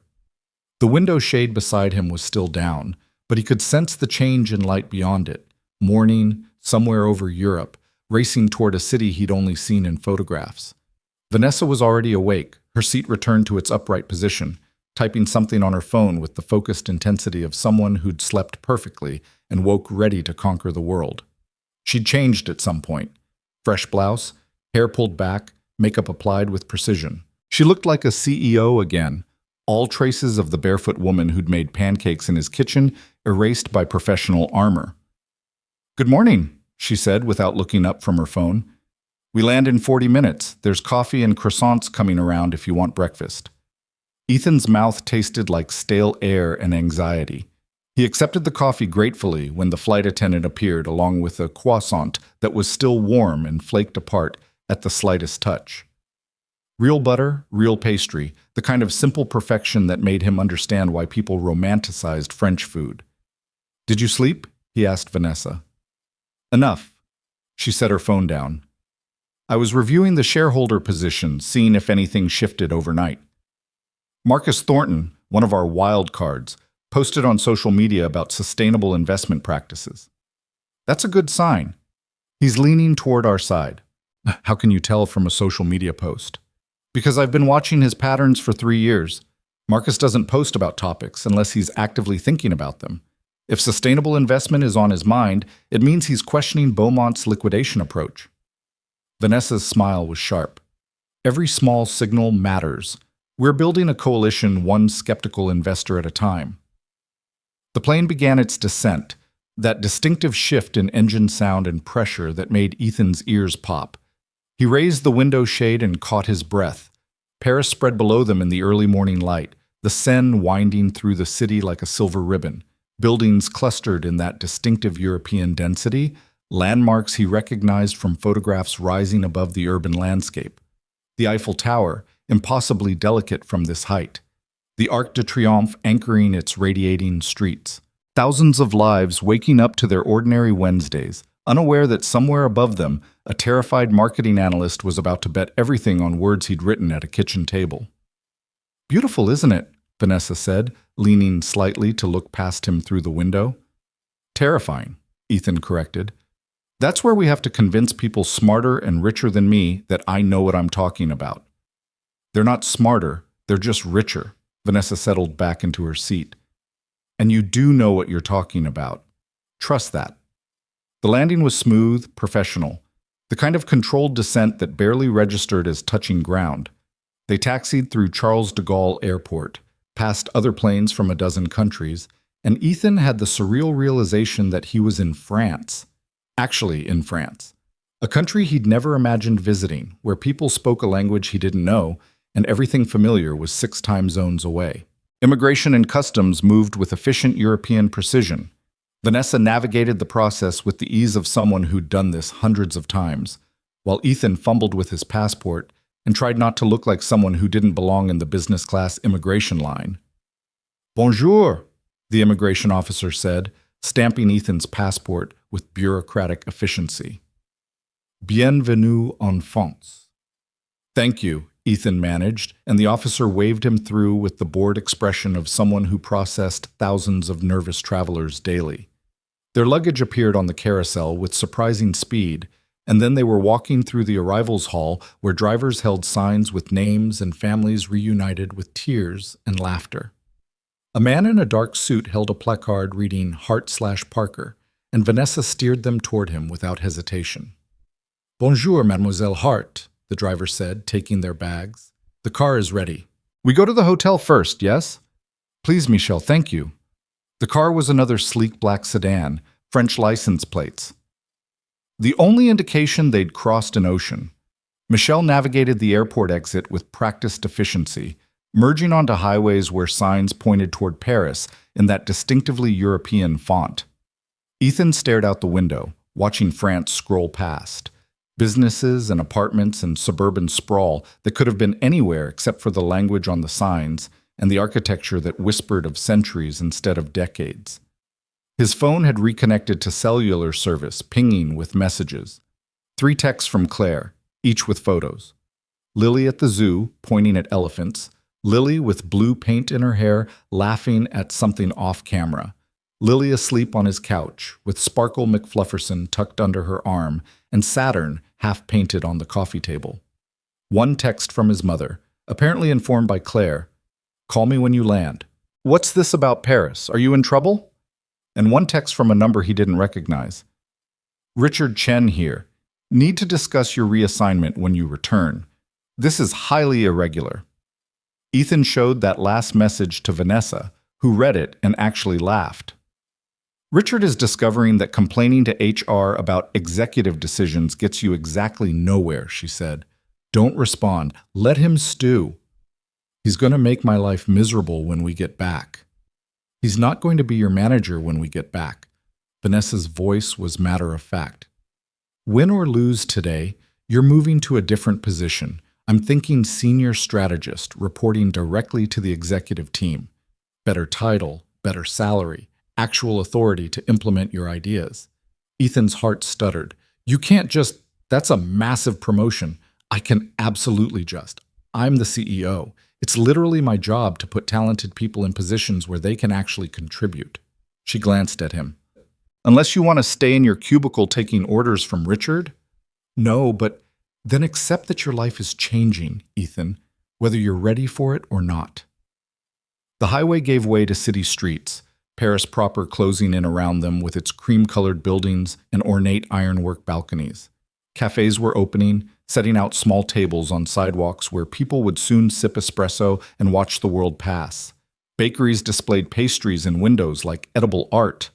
Everything looked simultaneously familiar from movies and completely foreign in its lived-in reality. Michelle navigated narrow streets with the confidence of a local, finally pulling up in front of a hotel that dripped quiet elegance. No ostentatious signs, just a discreet brass plaque beside glass doors that probably cost more than Ethan's car. A doorman appeared immediately, greeting Vanessa by name. Apparently she stayed here regularly, and ushering them into a lobby that felt more like a wealthy friend's living room than a hotel. Persian rugs, antique furniture, fresh flowers that perfumed the air with something expensive and subtle. Check-in took minutes. Vanessa had apparently arranged everything in advance, including a second room for Ethan that she insisted on covering despite his weak protests about expense reports. "The shareholder meeting is at 2 o'clock, she said as they rode an elevator paneled in dark wood and mirrors. "That gives us 5 hours. I suggest you shower, change, review your notes, and meet me in the lobby at 1:15. We'll go over final strategy in the car." The elevator stopped on the 4th floor. Vanessa's room was apparently higher up. Executive suite, probably, with views of something iconic and French. "Try to eat something," she added as the doors started to close. "Room service is excellent. Order whatever you want." Then she was gone, the elevator carrying her upward, and Ethan was alone in a hallway that smelled faintly of lavender and old money. His room was modest by this hotel's standards, which meant it was nicer than anywhere he'd ever stayed. King bed with linens that probably had a thread count higher than his bank balance. Bathroom with marble surfaces and a shower that had more settings than his kitchen had appliances. A window overlooking a courtyard where ivy climbed ancient stone walls. Ethan set down his suitcase and just stood there for a moment, trying to process the whiplash of the past 24 hours. Yesterday morning, he'd woken up in his apartment expecting another ordinary day of work and parenting. Now he was in Paris, in a hotel room that cost more per night than his monthly groceries, preparing to present to billionaires who could change his life with a single decision. His phone rang, Claire's name on the screen. "Hey," he answered. "Is everything okay? Is Lily—" "Lily's perfect," Claire said immediately, sound asleep with her unicorn, exhausted from the zoo and painting planets. "I'm calling because Vanessa told me to make sure you called home when you landed, and I'm guessing you got distracted." Vanessa had asked Claire to make sure he called. Of course she had. "I landed about an hour ago," Ethan said. "We're at the hotel now. It's surreal, Claire. I'm in Paris. I'm actually in Paris." "Vanessa showed me photos. That hotel is gorgeous." Claire's voice was warm with amusement. "How are you holding up?" "I'm terrified and exhausted and completely out of my depth," Ethan admitted. "The meeting is in 5 hours, and I keep thinking about all the ways this could go catastrophically wrong." "Or it could go right," Claire suggested. "You wrote something good enough that my sister, who doesn't impress easily, restructured her entire schedule and flew you to Paris. That's not nothing, Ethan." "Your sister is terrifying," Ethan said. "In the best way, but still terrifying." Claire laughed. "She is, but she's also fiercely loyal to people she believes in. If she brought you to Paris, it's because she thinks you can do this. Trust that, even if you can't trust yourself yet." They talked for a few more minutes, about Lily's solar system project, about the zoo trip where Lily had apparently insisted on reading every single informational plaque to Claire in her most serious voice, about the promise to call again before bed Paris time. After hanging up, Ethan stood under the hotel shower, letting water that was somehow better than his apartment's water pressure wash away the flight and the anxiety and the lingering unreality of his situation. He emerged feeling marginally more human, dressed in his discount suit that looked slightly less shabby in the hotel's flattering lighting, and ordered room service because Vanessa had told him to, and he was too nervous to argue with anything she said. The food arrived on a cart with actual silver domes covering the plates. Scrambled eggs that were somehow fluffier than physics should allow. Bacon that tasted like it came from pigs who'd lived excellent lives. Toast with butter and jam that made his usual breakfast look like a cruel joke. He ate mechanically, reviewing his notes on his laptop, running through presentation points in his head. The market data, the growth projections, the community partnership frameworks. It was all there, solid and researched and defensible. He'd built this proposal carefully, conservatively, making sure every claim had supporting evidence. But data didn't win skeptical investors. Story did. Emotion did. The ability to make them see beyond quarterly returns to something that mattered in ways that transcended profit margins. His phone buzzed with a text from Vanessa. "How's the breakfast?" "Better than anything I've ever eaten. How did you know I ordered it?" "I told room service to send something up if you didn't call within 30 minutes of check-in. You needed to eat." Even from floors away, managing his basic care, Ethan didn't know whether to be touched or exasperated. "Thank you for everything. This is all overwhelming. Wait until after the meeting to thank me. We haven't won yet." But they could win. That was the terrifying, exhilarating possibility that kept Ethan's heart racing despite the exhaustion. They could actually pull this off. He spent the next 3 hours in his hotel room, alternating between reviewing notes and pacing the small space while practicing his delivery, talking to himself in the mirror, gesturing at invisible shareholders, refining his arguments until the words felt natural instead of rehearsed. At 1 o'clock, he changed into his better shirt, the one without a faint coffee stain on the cuff, and headed downstairs. Vanessa was already in the lobby, looking like she'd stepped out of a business magazine photo shoot. Tailored navy suit, cream blouse, heels that added 3 inches and probably cost more than his monthly rent. Her hair was pulled back in that severe bun he recognized from company videos, makeup highlighting her cheekbones, and those impossibly green eyes. She looked untouchable, powerful. Nothing like the woman who'd worn his college t-shirt and made pancakes for his daughter. "Ready?" she asked, looking up from her phone. "No," Ethan said honestly. "But I'm here anyway." Her smile was quick and genuine. "That's the right answer twice now. You're getting good at this." Michelle was waiting with the car, holding the door as they slid into the back seat. The drive took them through central Paris, past the Louvre's glass pyramid, and across a bridge where the Seine sparkled in afternoon sunlight. Tourists clustered on sidewalks, taking photos and eating crepes and living their ordinary vacation days, while Ethan's entire future hung in the balance. The meeting location was a private club in the 8th arrondissement, the kind of place that didn't advertise and didn't need to. Old money and older architecture, a building that had probably seen centuries of deals and decisions that shaped economies. Security checked their identification at the door. A hostess in elegant black led them through marble hallways, hung with paintings that looked museum quality, up a staircase where each step was worn smooth by generations of expensive shoes. They stopped outside carved wooden doors that probably cost more than Ethan's car. "The Boulevard Room," the hostess said in accented English. "Monsieur Beaumont and the shareholders are waiting. May I bring coffee, tea?" "Water, please," Vanessa said. "Still, not sparkling, 2 glasses."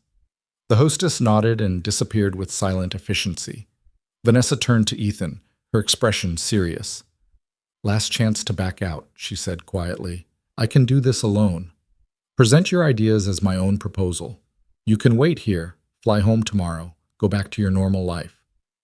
"If I do that, will we win?" She considered the question carefully. "Maybe. 50-50 odds. Your framework is strong, but without you there to explain the human element behind it, it loses some of its power." "And if I come in there with you?" 70-30 in our favor, maybe better. Her eyes held his. "But it means walking into a room full of people who will judge everything about you. Your clothes, your education, your credibility. It means standing in front of Laurent Beaumont, who spent 40 years destroying people who challenge him, and telling him he's wrong. It means risking public failure in front of the most powerful investors in our company." Ethan's heart was hammering so hard he could feel it in his throat. "What would your father do?" he asked. "The man who started this company. If he were standing here right now, what would he tell you?" Vanessa's expression shifted, surprise, then something softer and more vulnerable. "He'd tell me that the best decisions are the ones that scare you," she said quietly. "Because those are the ones that actually matter." "Then let's go scare ourselves," Ethan said. Her smile was bright and fierce and full of something that might have been pride. "Together," she said, and pushed open the doors. The Boulevard Room was everything Ethan had feared. Long polished table, leather chairs, floor-to-ceiling windows overlooking Paris rooftops. And seated around that table were the shareholders, exactly as intimidating as their photographs suggested. Marcus Thornton with his steel-gray hair and calculating eyes. Patricia Williamson, venture capitalist in her 50s wearing a suit that probably cost 5 figures. David Chen, no relation to Richard, thankfully, who'd made his fortune in tech startups and now invested in companies he could flip for profit. 8 others whose names Ethan had memorized but whose faces blurred together in his anxiety. And at the head of the table, Laurent Beaumont himself. He was older than his photograph suggested, mid-60s, silver hair perfectly styled, a suit that was somehow French in a way Ethan couldn't articulate but recognized immediately. His eyes were pale blue and cold, assessing Ethan with the kind of look that stripped away pretense and found you wanting. "Mademoiselle Hart," Beaumont said, standing with old-world courtesy. "Punctual as always. And you've brought a guest?" "My senior strategist," Vanessa said smoothly, gesturing Ethan forward. "Ethan Parker. He'll be presenting our alternative vision for Hartwell Industries' future." Several shareholders exchanged glances. Patricia Williamson's eyebrows rose slightly. Marcus Thornton leaned back in his chair, studying Ethan with renewed interest. "A strategist," Beaumont repeated, his English accented but perfect. "How unexpected. I was under the impression this would be a discussion between principals, not a presentation from staff." The dismissal was elegant and sharp as a knife. "Mr. Parker created the framework we'll be discussing," Vanessa said, her voice cool. "I could present it myself, but I prefer to let the architect of the vision explain it directly. Unless you're afraid of hearing perspectives that challenge your acquisition strategy?" Beaumont's smile didn't reach his eyes. "I'm never afraid of hearing opposing views, Mademoiselle Hart, though I confess curiosity about what his gaze flicked over Ethan's off-the-rack suit. "Strategist believes he can contribute to a discussion of this magnitude." Every eye in the room turned to Ethan. This was it. The moment where he could shrink back, defer to Vanessa, let the professionals handle the high-stakes conversation. His daughter was safe at home painting planets. His job was secure regardless of what happened here. He could survive this day by staying silent. Or he could remember why he'd written that proposal in the first place. Not for approval or advancement, but because he'd seen a better way and couldn't keep it to himself. Ethan pulled out the chair Vanessa had indicated and sat down at that expensive table with those powerful people, his hands steady despite the adrenaline flooding his system. "I appreciate your curiosity, Mr. Beaumont," he said, meeting those cold blue eyes directly. "Because I'm curious too. I'm curious about why someone with your reputation for strategic acquisitions would pursue a liquidation plan that destroys long-term value for the sake of short-term profit. It's not smart business. It's just lazy." The room went absolutely silent. Patricia Williamson's eyes widened. Marcus Thornton made a sound that might have been a suppressed laugh. Beaumont's expression didn't change, but something flickered in those pale eyes. Surprise, maybe, or the first hint of respect. Vanessa beside him radiated controlled satisfaction. "Please," Beaumont said softly, gesturing at the presentation screen at the end of the room. "Educate us, Mr. Parker. Show us what we've been too lazy to see." Ethan stood, connected his laptop to the display with hands that barely trembled, and pulled up the first slide of his presentation. "Hartwell Industries operates in 16 markets across 3 regions," he began, his voice steady. "Mr. Beaumont's acquisition proposal would consolidate operations, eliminate redundancies, and maximize immediate shareholder returns through strategic divestment. On paper, it looks efficient, clean, profitable." He advanced to the next slide, a map showing Hartwell's current locations. But this map doesn't show efficiency, it shows communities.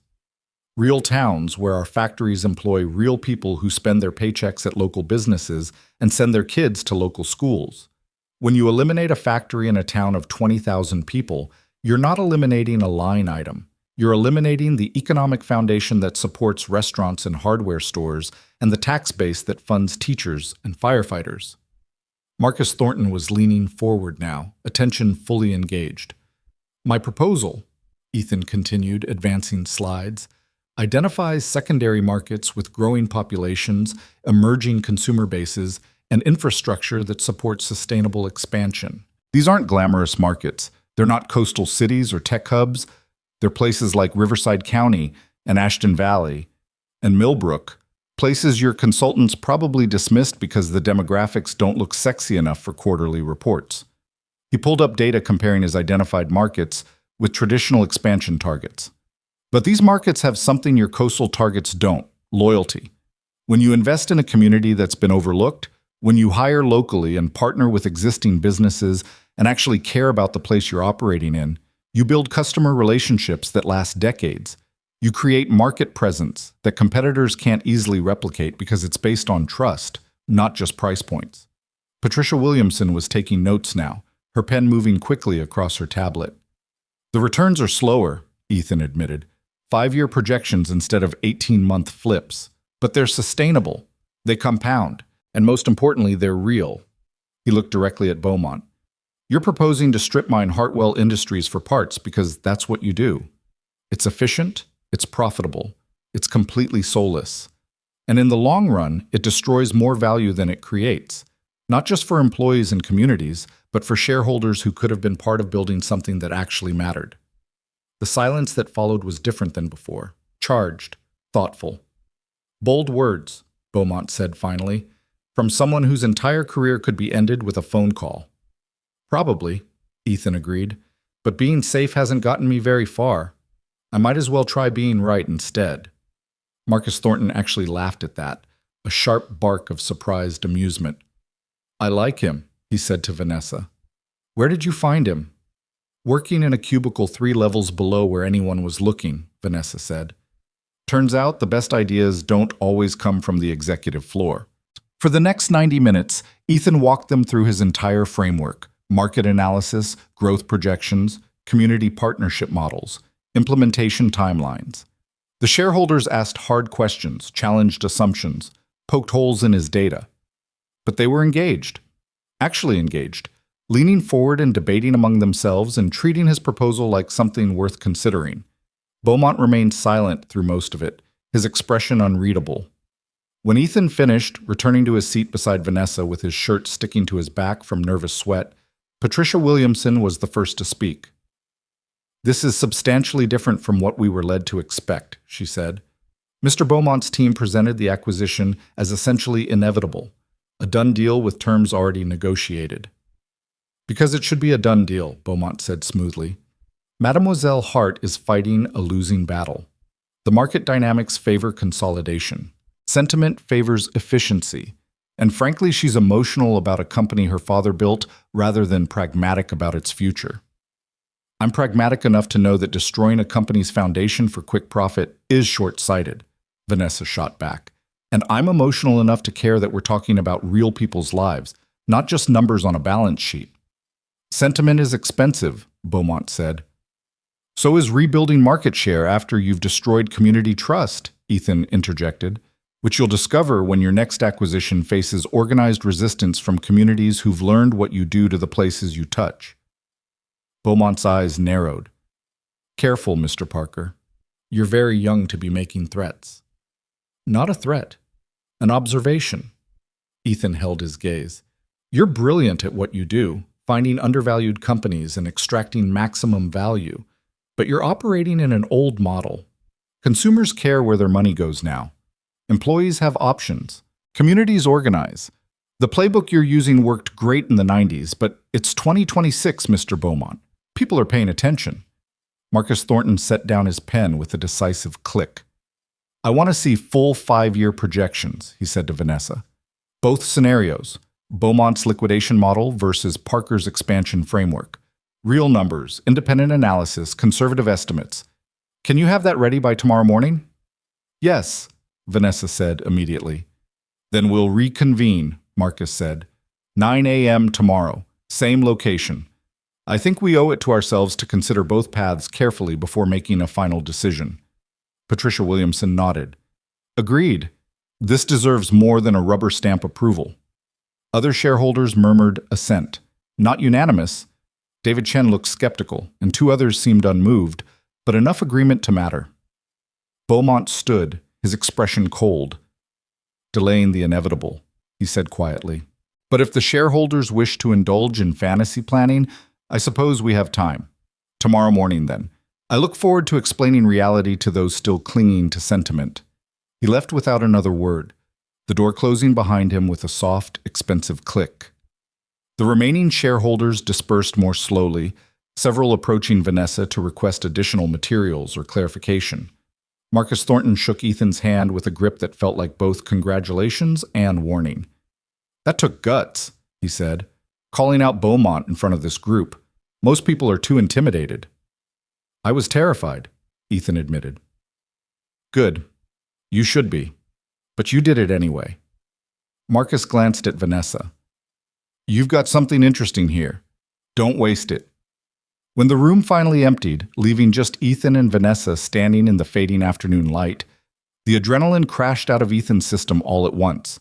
His legs felt shaky. His hands trembled slightly. "Did that actually just happen?" he asked. "You just told one of the most powerful corporate raiders in Europe that his business model is outdated and soulless," Vanessa said. Her smile was incandescent. "Yes, that actually just happened. Am I fired?" "You're getting a raise." She laughed, bright and genuine and younger than he'd ever heard her sound. "Ethan, you were incredible. Confident, passionate, completely unintimidated by people who've been making billion-dollar decisions since before you were born." "I was absolutely intimidated," Ethan corrected. "I just hit it well." "Even better." Vanessa gathered her materials, sliding her laptop into its bag with efficient precision. "We have work to do tonight.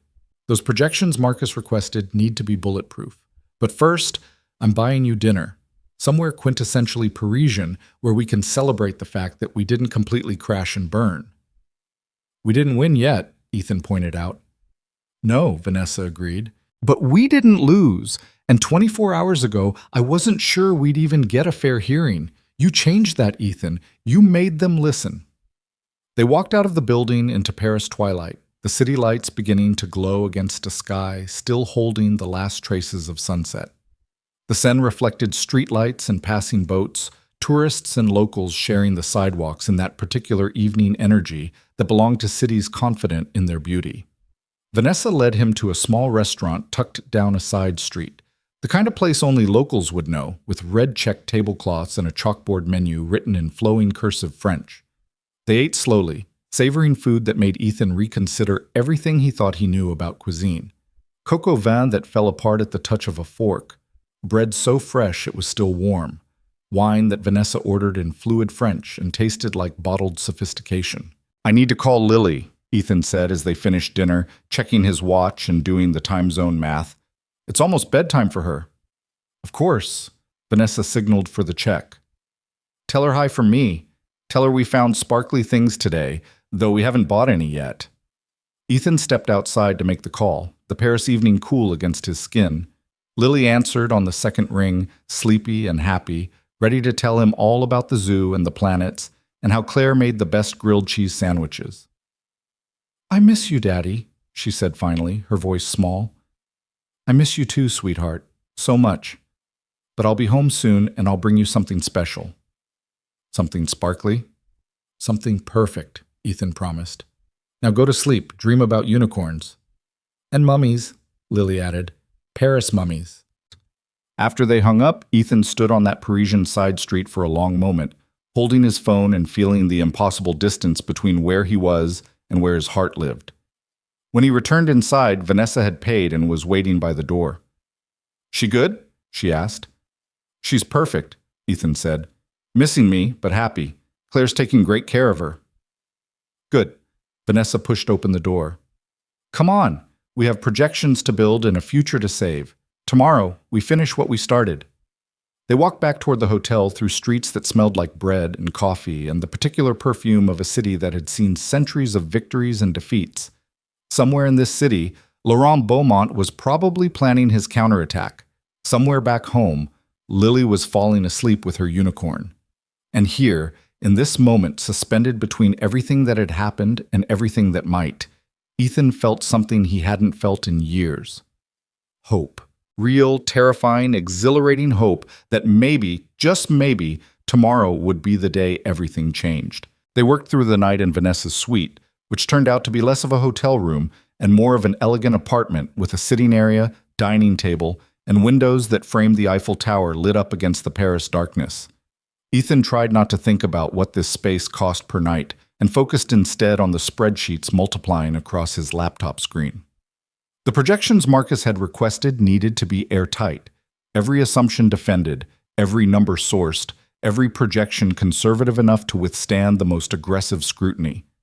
Vanessa worked beside him with the focused intensity of someone who'd built a career on details that others missed, occasionally pointing out weaknesses in his data or suggesting stronger supporting evidence. "Here," she said around midnight, pulling up a market analysis report. "This independent study from last quarter supports your secondary market thesis. Reference it in footnote 17. Ethan added the citation, his eyes burning from staring at numbers for hours. Room service had delivered coffee twice and sandwiches neither of them had eaten much of, too focused on the work to register hunger. "The community partnership model," Vanessa said, scrolling through his framework. "We need harder ROI projections. Beaumont will attack this as expensive sentiment. Show me how local hiring and community investment translate to customer loyalty metrics and reduced marketing costs." "I have case studies from 3 similar implementations," Ethan said, pulling up another file. "Patagonia's supply chain model, Costco's employee retention strategy, and that regional bank in Minnesota that—" "Perfect. Weave those in. Make it impossible for him to dismiss this as theory." They worked in tandem, building and refining, anticipating objections and constructing defenses. Somewhere around 2 in the morning, Ethan's brain started to blur, numbers swimming on the screen. "Break," Vanessa said firmly, standing and stretching. "We're not useful if we're too exhausted to think." She walked to the windows, looking out at Paris sleeping below. The Eiffel Tower's lights had dimmed for the night, leaving just the skeletal outline visible against the city glow. "Can I ask you something?" Ethan said, joining her at the window. "Why does this matter so much to you, really? Beyond your father's legacy, beyond the company? What makes this worth fighting for?" Vanessa was quiet for a long moment, her reflection in the glass showing an expression he couldn't quite read. "When I was 10, she said finally, "my father took me to one of our factories. Not an official tour, just the 2 of us. On a Saturday, walking through while it was shut down for maintenance. I asked him why he did it, why he built things instead of just investing in other people's companies like my mother did." She smiled at the memory, soft and sad. "He told me that money was easy. Anyone with capital could make more capital, but building something that gave people dignity, jobs that let them support their families, work that made them proud, a place that cared if they showed up Monday morning, that was hard. That mattered. That was worth spending your life on." Vanessa turned to face Ethan directly. "I forgot that," she said quietly. "Somewhere between business school and boardrooms and proving I deserved the position I inherited, I forgot what he actually valued. I started measuring success in stock prices instead of lives changed, in efficiency instead of impact." "And then some exhausted single dad fell asleep in your taxi," Ethan said, "and reminded me what I'd lost." Her eyes were bright in the dim room. "You talked about Lily like she was your whole world. You talked about failing at something every day but trying again anyway because that's what love looks like. And I realized I'd been failing at the thing my father actually cared about, remembering that companies are made of people, not spreadsheets." She reached out, her hand finding his in the darkness between them. "This matters because if I let Beaumont win, I'm not just losing a company. I'm proving that my father was wrong. That sentiment is expensive, and efficiency is everything, and the only thing that matters is maximizing returns for people who already have more money than they can spend." Her voice was fierce. "I refuse to believe that. I refuse to build a world where that's true." Ethan's throat was tight. Their hands were still touching, her fingers warm against his palm, and the moment felt suspended in something larger than just the 2 of them standing in a Paris hotel room. "We're going to win tomorrow," he said, "not because our numbers are better, though they are, because we're fighting for something that actually matters. And people can feel the difference." I hope you're right," Vanessa whispered. "I'm terrified I'm wrong," Ethan admitted, "but I'm here anyway." Her smile was beautiful and broken and brave. That's the right answer 3 times now. You're getting dangerously consistent. They returned to work, hands separating, but something changed between them. Acknowledged, if not named. By 4 in the morning, they had projections that were bulletproof, documented, and compelling. Ethan's eyes felt like sandpaper, and his brain was running on fumes, but the work was done. Sleep, Vanessa ordered. 3 hours minimum. Set an alarm for 7:30. We'll review everything once more over breakfast and be ready by 9. Ethan stumbled back to his own room, barely managing to set his alarm before collapsing onto the bed fully dressed. Sleep claimed him immediately, deep and dreamless, his exhausted body surrendering to unconsciousness. The alarm shrieked at 7:30, dragging him back to waking with all the grace of a car crash. He showered in water hot enough to convince his brain to function, dressed in his best shirt with hands that shook slightly from exhaustion and nerves, and met Vanessa in the hotel restaurant. She looked perfect again, impossibly, frustratingly perfect, like she'd slept 8 hours instead of 3 and woke up ready to conquer empires. Her suit was charcoal gray today, tailored to precision, and her expression was focused and fierce. "Eat," she said, pushing a plate of croissants and fruit toward him. "Real food, not just coffee. You need fuel." They reviewed the projections over breakfast, Vanessa asking rapid-fire questions to make sure Ethan could defend every number, every assumption, every conclusion. By the time Michelle arrived with the car at 8:30, Ethan felt as prepared as terror, and 3 hours of sleep would allow. The drive back to the private club was shorter than yesterday, or maybe time was just moving strangely. Paris morning traffic flowed around them. Business people heading to offices, tourists starting their days, everyone living their normal lives while Ethan's entire future hung in the balance. The boulevard room looked different in morning light, less intimidating somehow, though the shareholders filing in were exactly as formidable as before. Marcus Thornton nodded at them in greeting. Patricia Williamson smiled slightly, which felt like a good sign. David Chen ignored them completely, which probably wasn't. Laurent Beaumont arrived exactly at 9, flanked by 2 associates carrying leather portfolios that probably contained their counterattack. He took his seat at the head of the table with the confidence of someone who'd never doubted the outcome of a meeting in his life. "Shall we begin?" he said, his accent making the simple question sound like a challenge. Marcus Thornton, acting as the informal chair, gestured to Vanessa. "Ms. Hart, you requested this continuation. The floor is yours." Vanessa stood, connecting her laptop to the display with movements that betrayed no nervousness despite what Ethan knew she must be feeling. Yesterday, Mr. Parker presented our vision for Hartwell Industries' future. Sustainable expansion focused on secondary markets and community partnerships. Several of you requested detailed projections comparing our framework to Mr. Beaumont's acquisition proposal. We spent last night preparing exactly that. She pulled up the first comparison slide. 2 5-year projections side by side. Mr. Beaumont's model, Vanessa said, indicating the left column, delivers immediate returns through strategic liquidation.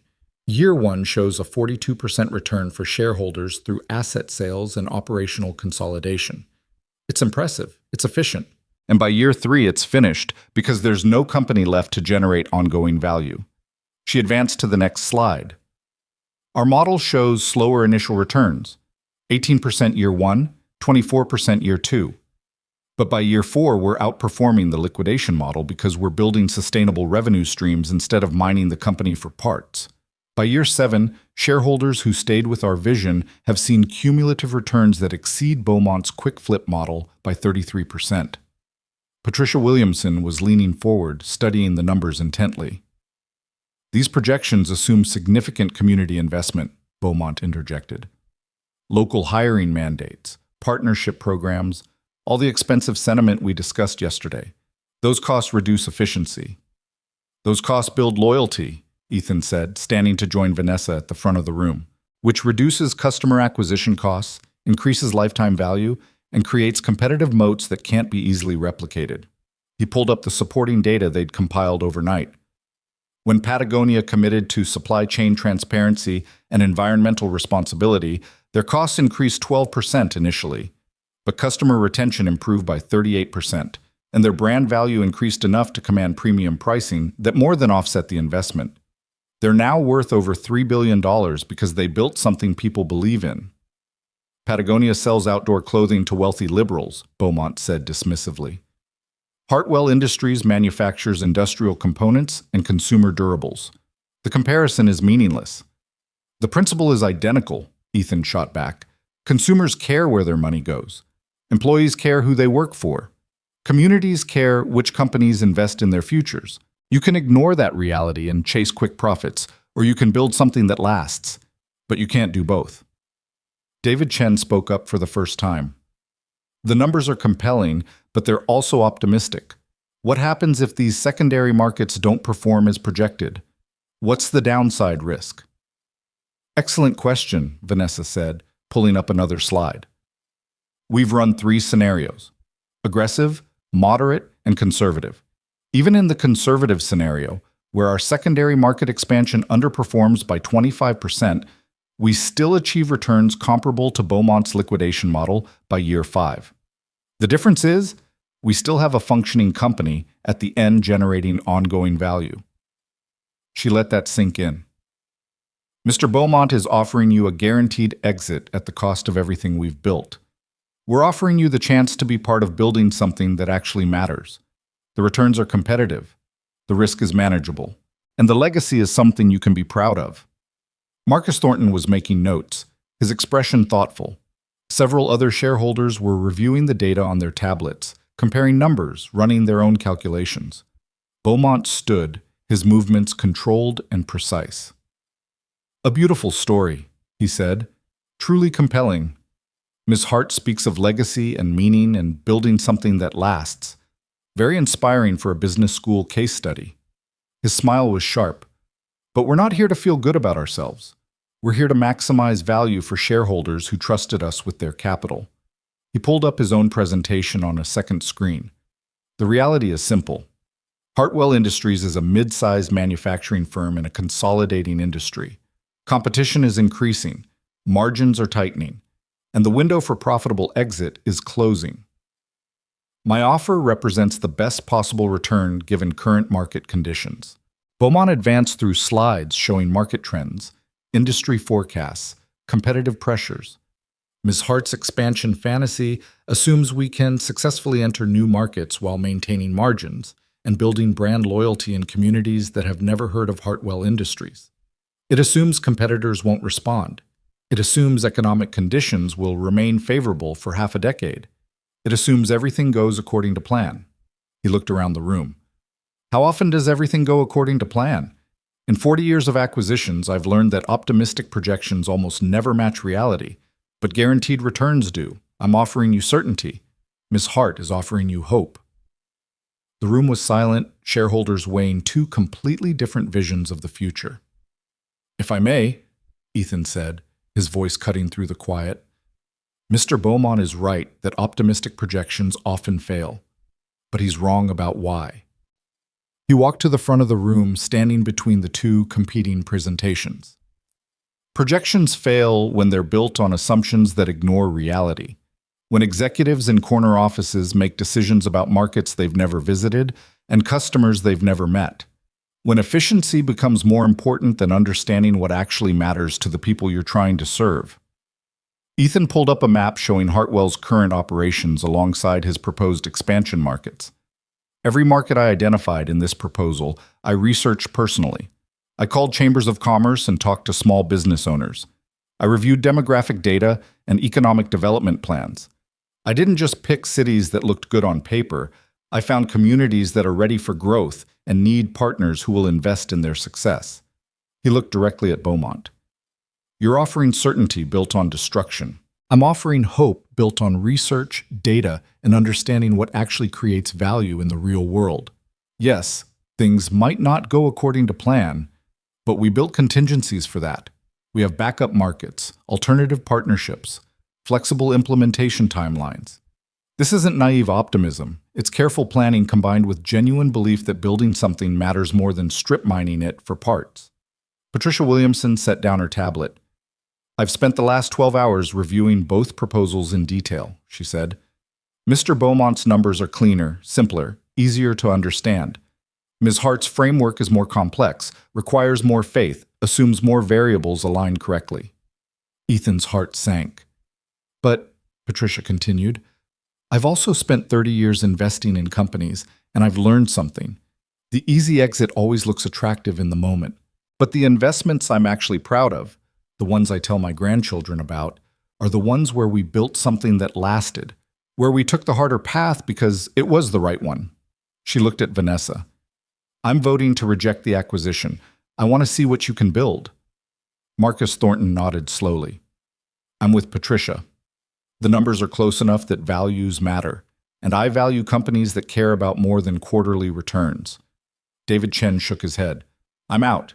Too much risk, too much faith required. I'll take Beaumont's guaranteed exit. The other shareholders weighed in one by one. Some sided with Beaumont's certainty. Others chose Vanessa's vision. The votes accumulated with agonizing slowness, the math becoming increasingly tight. When the final shareholder voted, Marcus did a quick count on his tablet. By my calculation, he said, we have 51% voting to reject the acquisition, 51% choosing to maintain independent operations and pursue Ms. Hart's expansion framework. Ethan's knees went weak. 51%. They'd won, barely, narrowly, by the smallest possible margin, but they'd won. Beaumont's expression remained neutral, though something cold flickered in his eyes. Congratulations, Mademoiselle Hart, he said quietly. You've convinced just enough people to gamble on sentiment over sense. I hope for your employees' sake that your optimism proves justified. It will, Vanessa said, her voice steady despite what Ethan knew must be overwhelming relief. Because we're not gambling, we're building. The meeting dissolved into smaller conversations.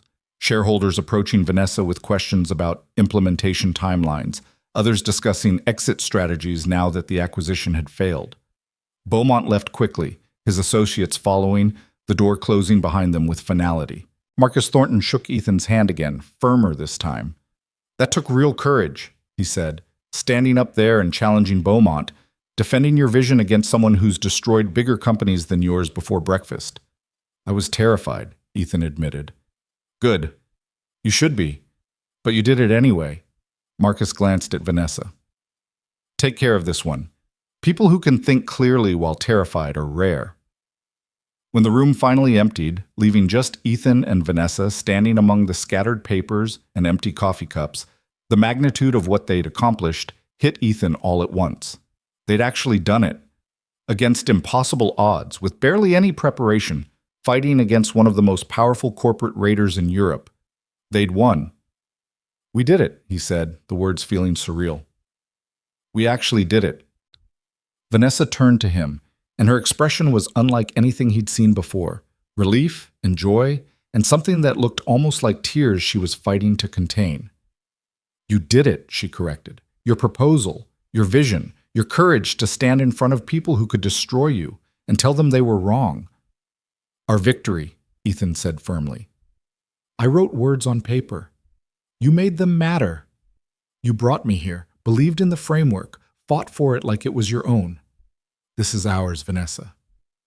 She closed the distance between them in 2 steps, and suddenly they were standing close enough that Ethan could see the exhaustion in her eyes, the relief, the vulnerability she usually hid behind CEO armor.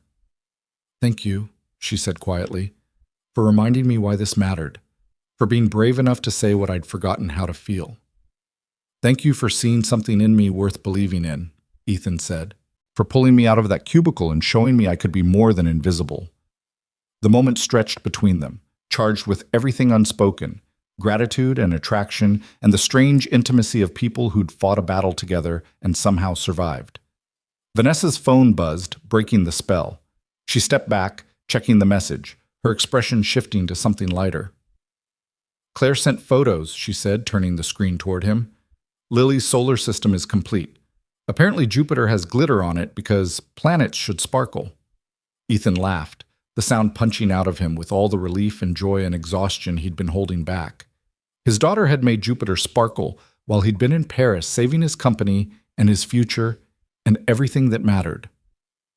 I need to go home, he said. I need to see her. Tell her about this. Show her that taking scary chances can actually work out. There's a flight tonight at 8, Vanessa said. I already checked. We can be back in the States by morning. They gathered their materials, packed up the presentations that had changed everything, and walked out into Paris afternoon sunshine. The city was beautiful, impossibly, achingly beautiful, in the way that cities are when you're leaving them victorious. Michelle drove them back to the hotel, where they had 4 hours to pack and decompress before heading to the airport. Ethan collapsed on his hotel bed, staring at the ceiling, trying to process the fact that 48 hours ago he'd been making burned pancakes in his apartment, and now he'd just helped save a billion-dollar company. His phone rang. Lily's face on the screen, the photo from her 7th birthday where chocolate cake was smeared across her grinning face. "Daddy!" she shrieked when he answered. "Claire showed me pictures of Paris. Did you see the Eiffel Tower? Did you find sparkly things? When are you coming home?" "Tonight, sweetheart. I'm coming home tonight." "Did you win?" The question caught him off guard. He'd told her he was going to Paris for important work, but he hadn't explained the stakes, the battle, the possibility of failure. "Yeah," he said, his voice rough. "Yeah, kiddo, we won." "I knew you would," Lily said with absolute certainty. "You're the smartest daddy in the whole world." Ethan had to clear his throat twice before he could speak again. The flight home was quieter than the flight there, both of them exhausted, running on adrenaline fumes and the satisfaction of a battle hard fought. They slept for most of the journey, waking only for meals and the occasional status update from Claire about Lily's bedtime resistance and Sparkle McFlufferson's involvement in a dramatic rescue mission. When they landed, early morning American sunlight streaming through the airport windows, Ethan felt the shift back to reality. Paris had been a dream, expensive hotels and billion-dollar battles and moments of impossible intimacy.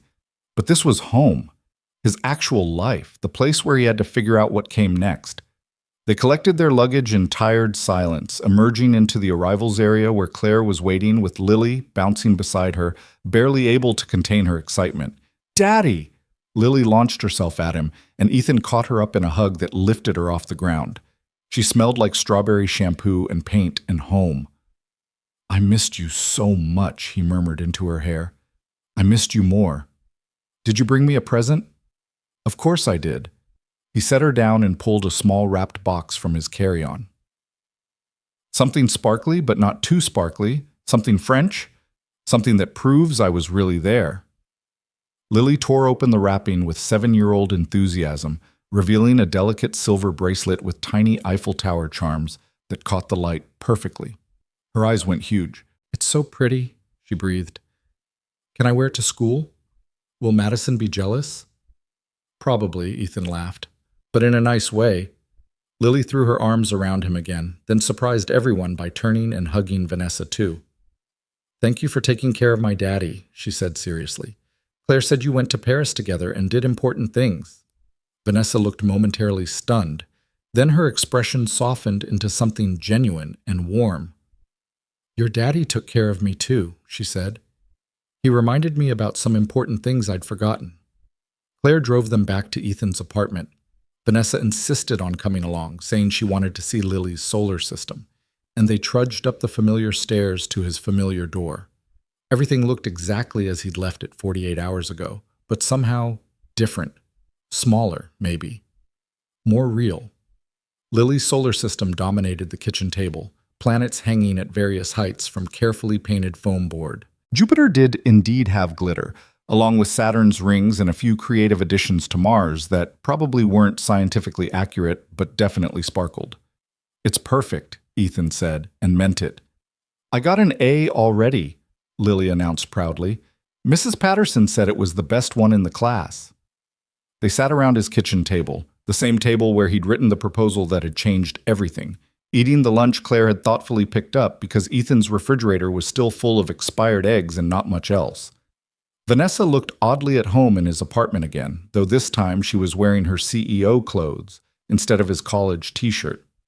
She listened to Lily's detailed explanation of each planet's special features and asked questions like the answers actually mattered. When Claire eventually left with promises to visit again soon, and Lily settled on the couch with her new bracelet and a documentary about mummies, Ethan walked Vanessa to the door. "What happens now?" he asked quietly. "Monday morning, back at the office. Does everything just go back to normal?" Nothing is normal anymore, Vanessa said. Monday morning, you're moving to the executive floor, senior strategist position, like I promised. You'll be working directly with me on implementing your expansion framework. That's going to cause rumors, Ethan pointed out. Let them rumor. Vanessa's smile was small but real. We won, Ethan. We saved the company. We proved that sustainable growth and community investment aren't just expensive sentiment, they're smart business. Whatever gossip comes with that victory, we can handle. And us? The question slipped out before he could stop it. Is there an us? Or was Paris just adrenaline and proximity and fighting a battle together? Vanessa was quiet for a moment, her eyes searching his face. I don't know, she said honestly. I know that you're remarkable. I know that watching you parent your daughter reminds me what actually matters. I know that somewhere between pancakes and Paris, you became someone I trust in ways I haven't trusted anyone in years. She reached out, her hand finding his one more time. But I'm also your boss now. You're moving to a position that reports directly to me. We need to be careful, professional. We need to make sure that what we're building, the company, the expansion, all of it, doesn't get compromised by personal complications. So we wait, Ethan said. Build the company first. See what happens after. See what happens after, Vanessa agreed. But Ethan, I'm hoping what happens after is something good, something worth waiting for. She squeezed his hand once, then let go and stepped into the hallway. See you Monday, she said. Wear the good suit. You're presenting to the board. Then she was gone, the elevator carrying her away, and Ethan was left standing in his doorway watching the space where she'd been. He closed the door and returned to his daughter, who'd paused the documentary to examine her new bracelet in better light. She's nice, Lily said without looking up. Vanessa, I like her. Yeah, Ethan said, settling onto the couch beside her. I like her too. Is she going to come over again? For pancakes? Maybe, Ethan said. Someday, when the timing is right. Good. Lily leaned against him, her head on his shoulder, the bracelet catching afternoon light. I think you should have friends who make you smile like that. Ethan kissed the top of her head, breathing in strawberry shampoo and the particular sweetness of his daughter being perceptive beyond her years. Monday morning arrived with its usual chaos. Lily couldn't find her favorite shoes, breakfast was rushed, the bus came early, but Ethan walked into Hartwell Industries feeling different, taller, maybe, more certain of his place in the world. His new office was on the executive floor, 3 levels up from his old cubicle, with actual walls and a door and windows that overlooked the city. His name was already on the door, Ethan Parker, Senior Strategist. Vanessa appeared in his doorway at 9:30, professional and polished, every inch the CEO. Ready for the board presentation? She asked. Terrified, Ethan admitted. But I'm here anyway. Her smile was quick and private, just for him. That's the right answer, she said, every single time. They walked to the boardroom together, side by side, but professional, and Ethan presented his expansion framework to the board of directors who would approve or deny the funding. He spoke with the confidence of someone who'd already defended these ideas against Laurent Beaumont and survived. He answered questions with clarity and data and the conviction that came from knowing he was right. The board approved the framework unanimously. Over the following months, Ethan threw himself into implementation, hiring teams, establishing community partnerships, overseeing the careful expansion into markets he'd researched from his kitchen table. Vanessa was there for every major decision, challenging his assumptions and defending his vision, and slowly, carefully, becoming something more than just his CEO. They had coffee most mornings, discussing strategy and metrics, and occasionally, very carefully, talking about things that had nothing to do with business. They had dinner sometimes, in quiet restaurants where they could pretend to be just 2 people getting to know each other instead of a CEO and her senior strategist navigating complicated professional boundaries. Vanessa came over for pancakes on a Sunday morning 6 months later, wearing jeans and a sweater instead of her CEO armor, and Lily greeted her like an old friend. They spent the afternoon at a museum, Lily between them chattering about exhibits, Ethan and Vanessa's hands brushing occasionally, never quite holding but always aware. A year after Paris, when the first expansion market opened successfully and exceeded every projection, the board threw a celebration dinner. Ethan brought Lily as his date because she'd been part of this story from the beginning, and Vanessa made a speech about sustainable growth and community investment and thanked Ethan publicly for reminding them all why they were building something that mattered. When the speeches ended and the formal dinner dissolved into quieter conversations, Vanessa found Ethan on the balcony overlooking the city lights. "We did it," she said. "Every goal we set, every projection we made. We're actually building something that lasts." "We are," Ethan agreed. "Your father would be proud." "I think he would," Vanessa said softly. "I think he'd be proud of both of us." She turned to face him, and in the city lights reflecting in her eyes, Ethan saw something that looked like hope and possibility and the promise of whatever came next. "I know we said we'd wait," she said. "Build the company first, see what happened after. But Ethan, I think we've waited long enough." "Yeah?" His heart was doing complicated things in his chest. "Yeah." She smiled, genuine and vulnerable and beautiful. "I think it's time to see what happens when we stop being careful and start being honest about what we want." "And what do you want?" Ethan asked. "This," Vanessa said simply. "You and me and Lily, and building something that matters. Not just the company, everything." Inside, through the windows, Lily was charming board members with explanations of planetary science and showing off her Eiffel Tower bracelet that she still wore almost every day. His daughter, his life, his whole world contained in one remarkable 7-year-old who believed her father could do anything. "I want that too," Ethan said. "I've wanted it since you made pancakes in my kitchen and proved that impossible things can happen on random Wednesday mornings." Vanessa laughed, bright and free, and took his hand, not careful anymore, not professional, just holding on like she meant it.